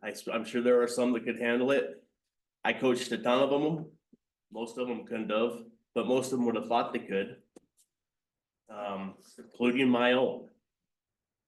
And I mean, I feel bad. I think we have a participation problem in middle school. I was willing to concede for the club sports that don't have any feeder programs at all through the middle school. That was okay to, volleyball or not volleyball, sorry. Soccer and wrestling don't have any sort of organized feeder program that works, so that's fine, but we have to fix what's wrong with our middle school. I know someone said, reference Bozeman as being lots and lots more students. They don't, but they have 20 travel teams go out for boys basketball where we have 4. So that comes back to, what are we doing? And I think we need to fix that. My God, are we gonna suffer our 8th grade math scores worse? Not let kids come to school, or however we do it. I know you gotta trust the parents, but unfortunately sometimes you can't. We're not making the policy for the people in this room, obviously, we're making it for the school. And how I feel hasn't changed. I'm irritated that we're hashing out again. I think it was ridiculous. And like, anybody bother to talk to any of the four of us that voted against it to think it had changed, it would have been nice. Cause we've had this. And feel bad, but we're not. All right, any other further board comment? I guess I want to make a comment. I've been on the fence about this. I see both sides. I know a lot of these my son is an eighth grader, so I know a lot of these eighth grade girls, and I can say the dedication is there. But what Frank is saying is there. What Joe is saying is there. What everybody up here is saying valid points, just like everybody out there is saying valid points. But at the end of the day, our job that we have been tasked with as volunteers that give hundreds of hours to the district, sometimes a month, is for the best interest of the students. And sometimes I know, and education is the first priority. And I know that sometimes the decisions that we make, in some ways that we talk, it's easy to take those comments personal. It's not a personal attack. You've shown up. We know that. We know we're not making these statements as blank statements towards anybody's parenting. I think it also needs to be stated, there's a reason why we don't have some ninth grade participation. Belgrade is a working class community. A lot of freshmen have to work. A lot of sophomore have to work. A lot of juniors have to work. Doesn't mean they don't want to play. Doesn't mean they don't want to participate. We are a unique community. And I think everybody up here on this board recognizes how special Belgrade is, because we wouldn't be as dedicated to this community and to this district if we didn't feel passionately about it. We care. We love to see kids come. We also love to see parents come. But I'm going to be honest with you. I was warned when I joined this board, the only time people show up is when there's athletics. Where were you guys when we were trying to figure out curriculum? I mean, there's a lot of stuff that we have to figure out together. I love that you guys are coming. I love that you guys are being vocal and being passionate, because we need to hear that on all accounts. Are we going to get it right all the time? No, we're not. But we're putting our backs into it by trying, by doing the research, by doing multiple meetings and committees. And we really do care. We come to the games, right? But at the end of the day, we have to vote based off of what we truly feel is going to be in the best benefit of students and education. So I just want you guys to keep that in mind. We're all human. I know that it's really easy to take all of this really personal, and I get it. I get how much you care. Trust me, I get it, how much you care. It's important, and we've got to figure this out. What's going on with our feeder programs? Why are we not having the participation? What can we do better to help support our community, and what can the community do to better support us? But don't stop the conversation here. If you don't get the right answer, don't stop the conversation. Keep coming back. Be a part. I really encourage it, because we need that. So, thanks. I think I need to make a new motion. I don't think another motion has been made. I did. Correct? Yeah, I thought we- Yeah, okay. I'm sorry. Joanne did it and I seconded it. It's been like, you got a motion being made, but you're good. It's okay, I'm losing track too. Okay. Let's get this to a vote. So, Would you restate the motion now, yes. please? Motion is to allow eighth grade. Yeah, so the participation. motion was to allow eighth grade participation in all high school sports, excluding football. So should this fail, wrestling would still be able to have eighth graders based off of the agreement made in the last meeting.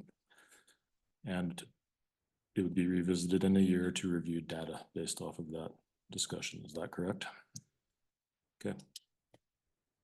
All those in favor of allowing eighth grade participation in all high school sports, excluding football, say aye. Aye. Aye. Aye. All opposed, same sign. Aye. Motion fails 4-3. Now that's failed. Can I make one statement? Just, No. oh, Sorry, Bryce. We have to move on. Item number 5, review and consider architecture engineering services with agreement with SMA. I'll talk to you later. It's just about data. That's all I want. No, we can't. No, sorry.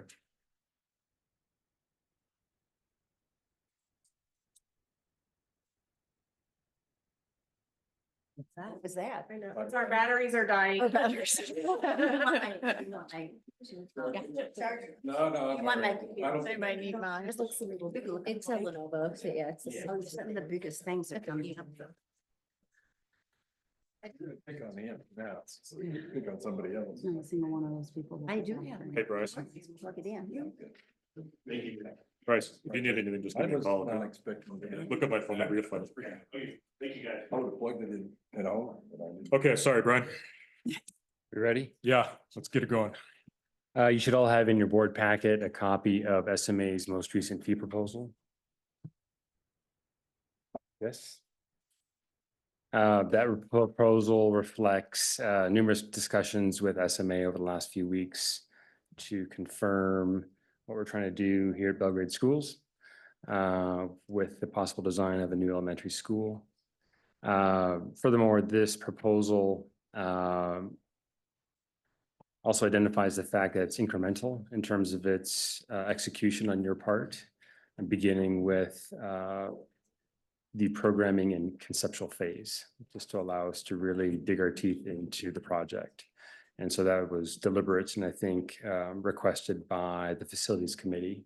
And so I just want to make clear that this proposal reflects that and is also SMA in those discussions with me over the last few weeks has negotiated in good faith a reduction in their proposal, which again, what's in your board pack reflects. And so I think otherwise you're clear on what we're here to do, but I would welcome any questions.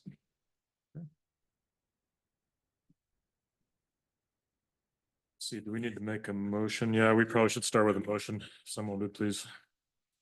I move to, hold on, let me get the writing already. I move to approve the fee proposal from SMA, but only authorize SMA to proceed with the program concept phase. I'll second. We have a motion and a second. Do we have any public comment on the agreement with SMA? Seeing none comes back to the board. Any board questions or comment for Brian? I have a question.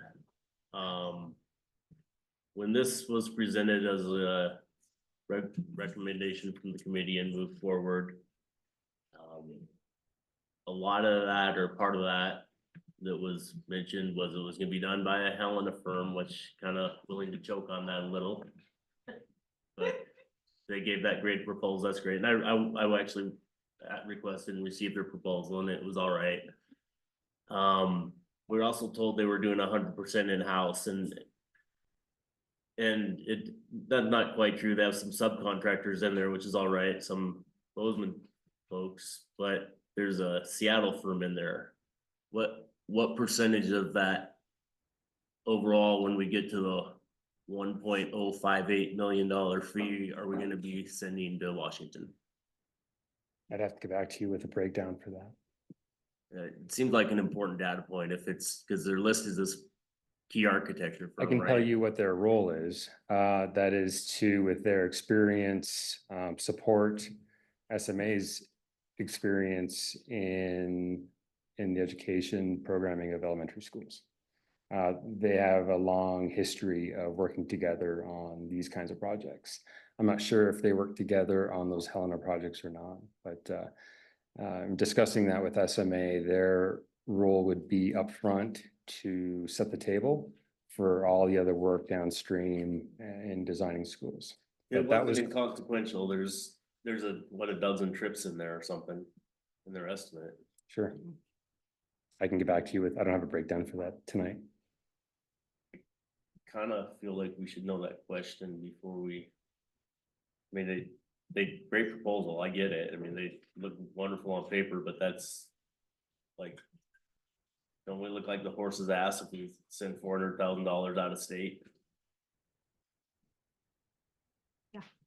If it's to an organization that specializes in building elementary schools. At 1 by 1 point.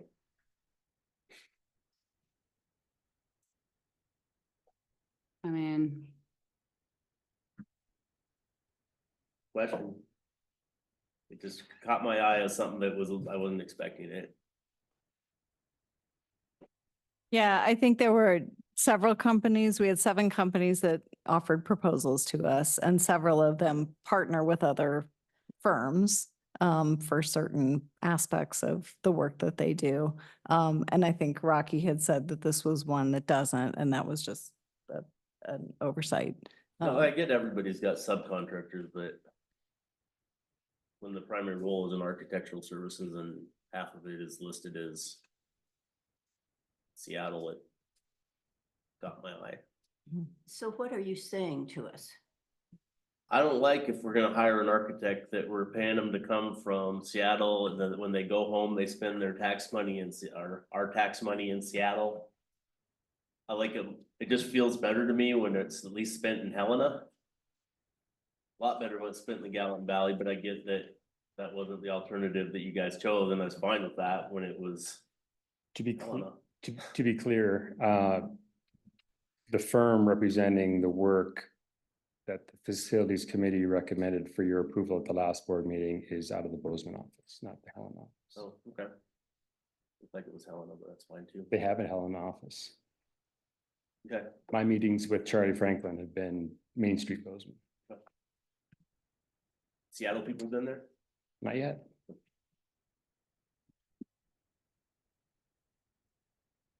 Any other board questions? You're not saying that we need to go back and redo our decision? I'd like to know what they are. I'll probably won't know because of it, but I'll got your. Is there some urgency to get this done? I'm curious as to what that number is. I don't think it would change my vote, given it was voted on and favored by the committee that brought to us. But if there's no urgency to get this done, then you feel that information is necessary for you to make the right decision, we could certainly table it. Is there any? Be interested as rest of the board. I mean, it doesn't matter as much to you, and maybe it doesn't matter to 5 other people, there's no reason to belabor it. Yeah. It's a fair question. I've been the one off many times, Steve. That's all right. You're in my club now. You just haven't been here that long. I've got 8 years of history of. That's good. I'm glad I'm not by myself. No. So do you want to table it?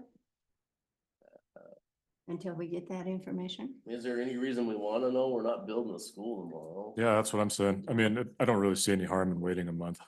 It's probably not gonna change my vote. Brian, is there a problem with it where we're not gonna get an answer anyway, or somebody's gonna be offended that, We're here to work at the women's board. pardon? We're here to work at the women's board. So we'll go at your pace. Dee Dee? I think, as we talked about this as the board and certainly the long-term facilities committee meeting, we talked about wanting to have a good sense of what we could build if we issued the $20 million in bonds that we have not issued yet. And, what's the correct timing for that? If we're short a few million, would we look at putting on a new bond in May? So I think the only timeline is trying to have good information so that we could make decisions early enough if we have anything to consider in May. That's the only time. So is there any issues with construction time that you don't have any drivers here? We're not getting it. It's not going to delay construction. Not as of today.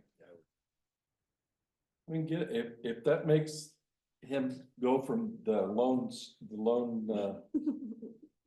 I mean, am I all by myself that thinks that's a problem or a big deal? No, but you have the most background in this, which I'd appreciate knowing if you're right. You also picked this up from an outsider standpoint. You weren't involved in the committee that chose, were you? He wasn't. I rely upon your expertise. I read a document.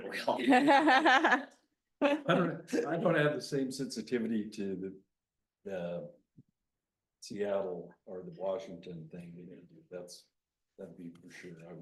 That wouldn't bother me, but.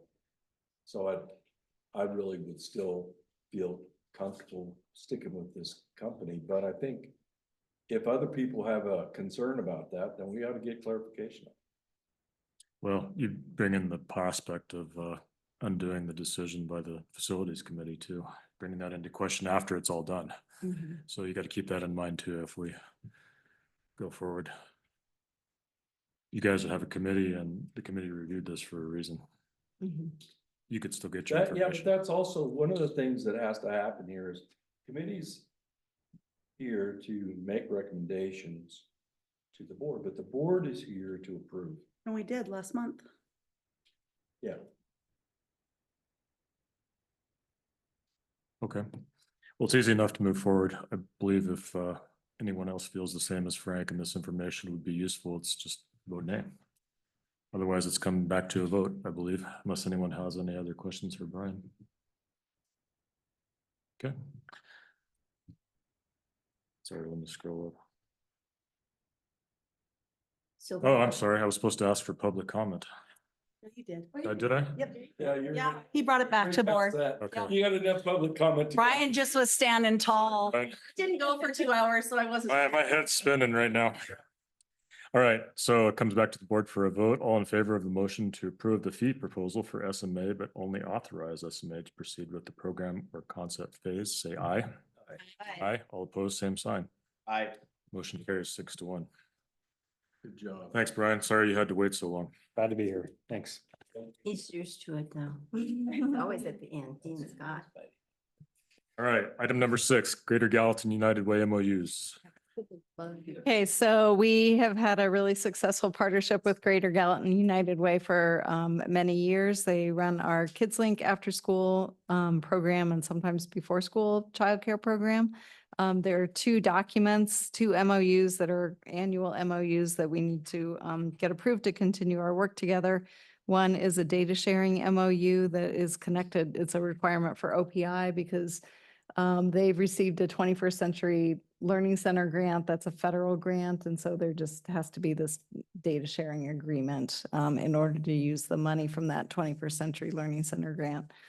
The other one is our standard MOU that we work with, and that doesn't have any significant changes from last year. So very similar contract. Is this the one that you had? No, This Okay. is not the one that we had a problem I with. move to approve the data sharing MOU and the Kids Link After School Program MOU with the Greater Gallatin United Way. I'll second. We have a motion and a second. Do we have any public comment? Comes back to the board. Do we have any board questions or comments for Dee Dee? Hearing none, it comes back to a vote. All in favor of the motion to approve the data sharing MOU and the Kids Link After School Program MOU with the Greater Gallatin United Way, say aye. Aye. All opposed, same sign. Motion carries 7-0. Item number 7, MOU between DPHHS and Belgrade School District. So you approved this MOU last month, except we pulled the form off of OPI's website, and that was apparently the old form. OPI is no longer connected to the project. So we have the correct form for you to approve this time. It's just between DPHHS and the Belgrade School District because OPI is not a part of the money transfer We have anymore. a motion to proceed with approving the new form. I move to approve the MOU between the Montana Department of Public Health and Human Services and the Belgrade School District for the purpose of sending and receiving monthly voluntary intergovernmental transfer of monies between parties to provide CSCT services to students. I'll second. We have a motion and a second. Do we have any public comment? Comes back to the board. Any board questions or comments for Dee Dee? Hearing none, it comes back to a vote. All in favor of the MOU between DPHHS and Belgrade's School District for CSCT service, say aye. Aye. Aye. All opposed, same sign. Motion carries 7-0. Item number 8, review and consider comprehensive school district and community treatment services contract. So the next 3 MOUs are with, or contracts are with Intermountain. They're the provider that we would like to partner with to provide our CSCT services. So the first contract is for CSCT services to partner with for Intermountain. These are services that are very similar to what we had before COVID. So there's a mental health provider and a behavioral support therapist. They work in a team, and each school gets a team or 2 teams or 3 teams, depending on what we're able to work with to provide. Very successful program, and we were sorry to see it go due to funding issues, and glad to see it back. This contract was reviewed by MTSBA, and it is pretty much a standard CSCT type contract. We have a motion to continue. I'm trying to find that one that I was talking to you about, Mary Ellen. Did you find something? One of these, and I'm trying to look here really quickly. It wasn't this one. It wasn't this, well, I know, now I can't find the other one that we were talking about. So it wasn't this one, so I can make a motion? You can make a Okay. motion. I'm sorry. I I've been move to talking in my approve, head out you're loud. okay. I move to approve the CSCT contract agreement with Intermountain. I'll second. We have a motion and a second. Do we have any public comment on this action? Excited to see you. We are too. Comes back to the board. Any board questions or comments for Dee Dee? Questions? Couple. How many schools have this service provided by Intermountain? Is it pretty Oh, common? statewide? I don't know. You are full of hard questions today, Frank. No, I only know sports. I mean, Intermountain is, certainly has, I think that's who Bozeman's using. Bozeman's using them, and yeah, I mean, they certainly have, you know, areas where they're pretty. Are they like widespread fingers? No idea. I couldn't tell you for sure. But how frequently would we use their services? So they would be in our schools daily. Daily? Yeah. Okay, how So many, they have like- office space in our schools, just like the old CSCT program. So are they like booked 8 hours a day kind of thing? Like what's their use rate really high? Yeah. Oh, yeah, that we don't have enough. We never have enough. And do they have licensed counselor type people Yeah. or are they just? No, licensed counselor. And then the behavior person is they can have different degrees or backgrounds for that behavior part. Have in our school from there? We had at the most. Did you have 2 teams at the high school or just 1 before COVID? Just one. 1, and then there were 2 or 3 teams at the middle school. 6. And then 1 each at the elementaries, so maybe 6 teams altogether. A team. So a licensed therapist and then this behavior support person, So right? now, is this the one that we had before COVID that we had trouble with? Not the company, different company. A different company. We won't say their name. We won't say the name. No. But this is It not starts with the same one. W though. Okay. You need to clarify, I think that we had 2 of the, like the BSAs or the behavioral and then that therapist. And 1 therapist, yeah. Mhm. District-wide or at? the Oh, high just school? at the high school. And lots of kids on the waiting list. This is the same company that we worked with on the SBOT contract, which you'll see later that Godfrey brought to us when we couldn't get CSCT people going. But Intermountain's not a company, they're a nonprofit. Yeah, they're Yeah, they're an organization. Different, like this is not a moneymaker. They provide the services, we submit the paperwork, we get reimbursed. It's a net positive for us. Right. Is what it ends up being.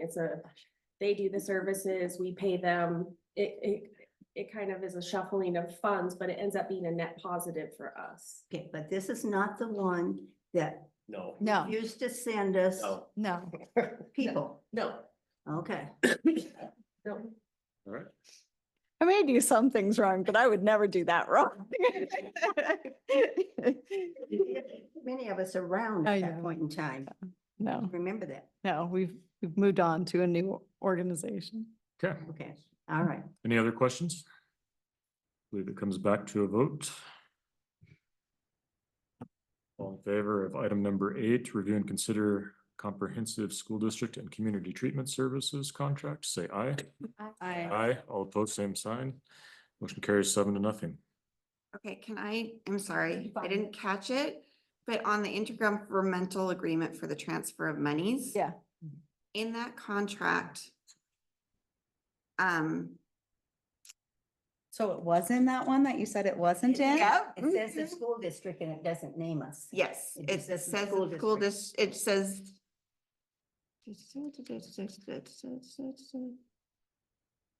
Yeah, it doesn't say, Does it in the front refer to it? Yep. Say that The district. the and then district your shall name. be. but it doesn't say Belgrade School District, it just says. Yeah, we can district. change all that. And we can Yeah, make sure. This is just a template. We just haven't filled it all in. Just say it's located in Belgrade.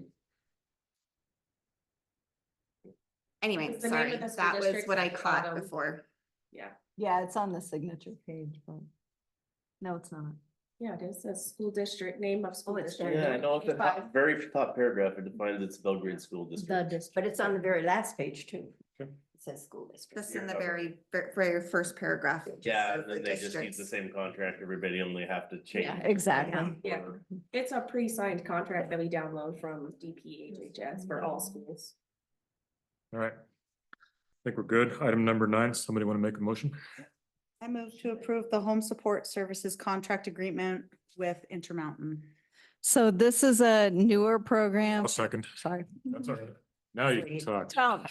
Jumping. The motion. I did. Jesse did. Put me down as seconding. Okay, we're ready. The Home Support Services Program is a newer program that Intermountain has started. They're using it in Bozeman. They've used it there for a year or two.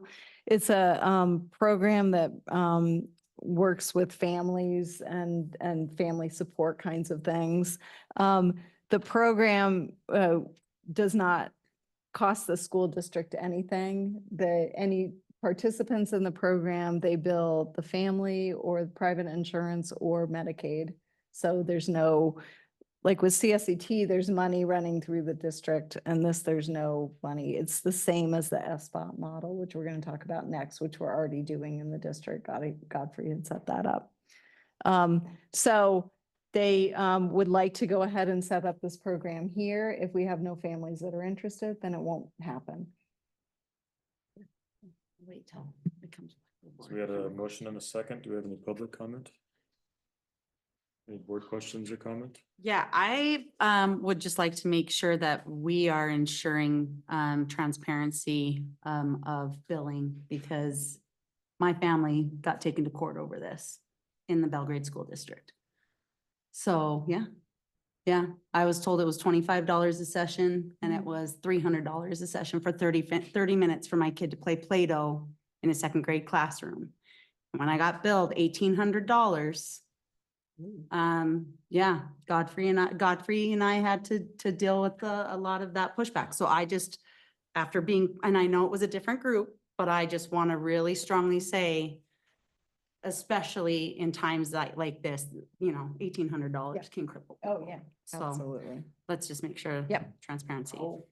How do we, so this is independent of the schools almost, how do we put the two in contact, and why are we the conduit for that? What's the purpose?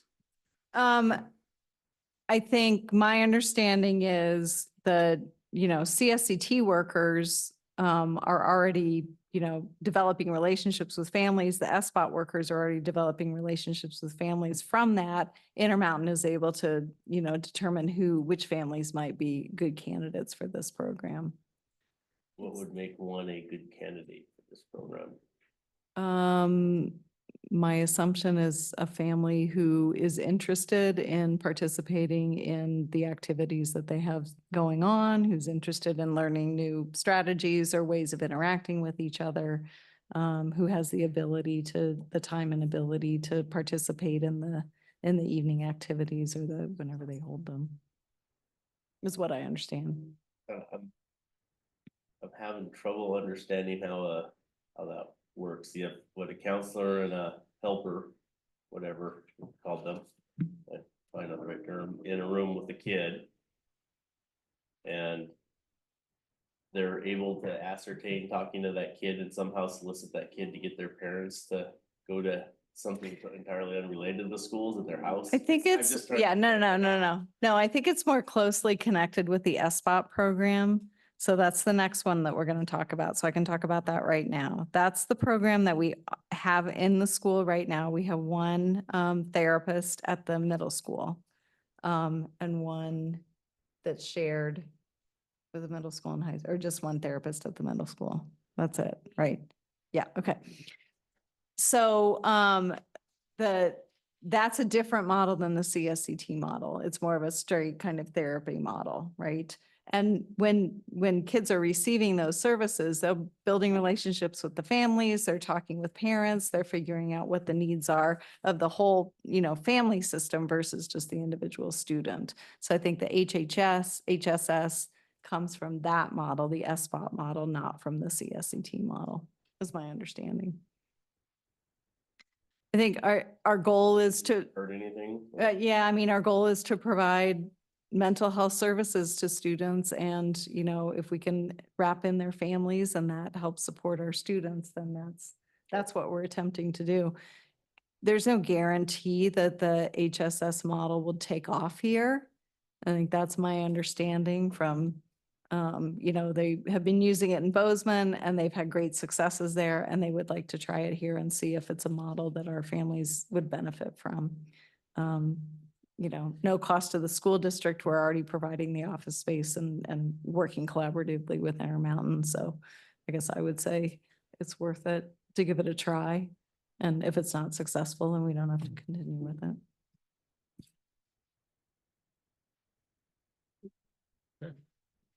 Any other questions?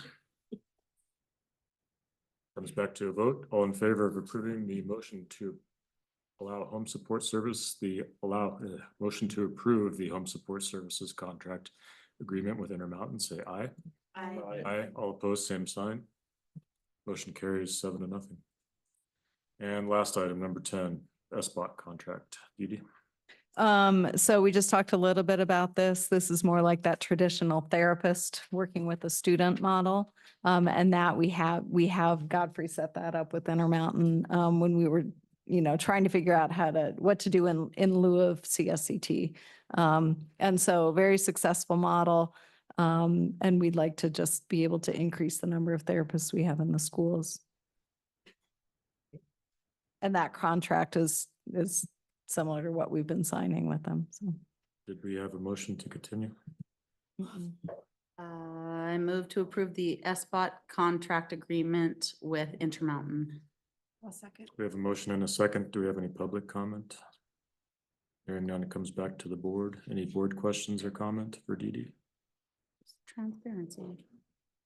All right, she said just the It's transparency. the transparency. Yes, transfer, I got it. Eliminate the surprise, maybe eliminate the surprises, Dee Dee is more Yeah, like it. I got it. Thank you. All in favor of approving the SBOT contract agreement with Intermountain, say aye. Aye. All opposed, same sign. Motion carries 7-0, and that concludes our meeting. Thank you, everyone.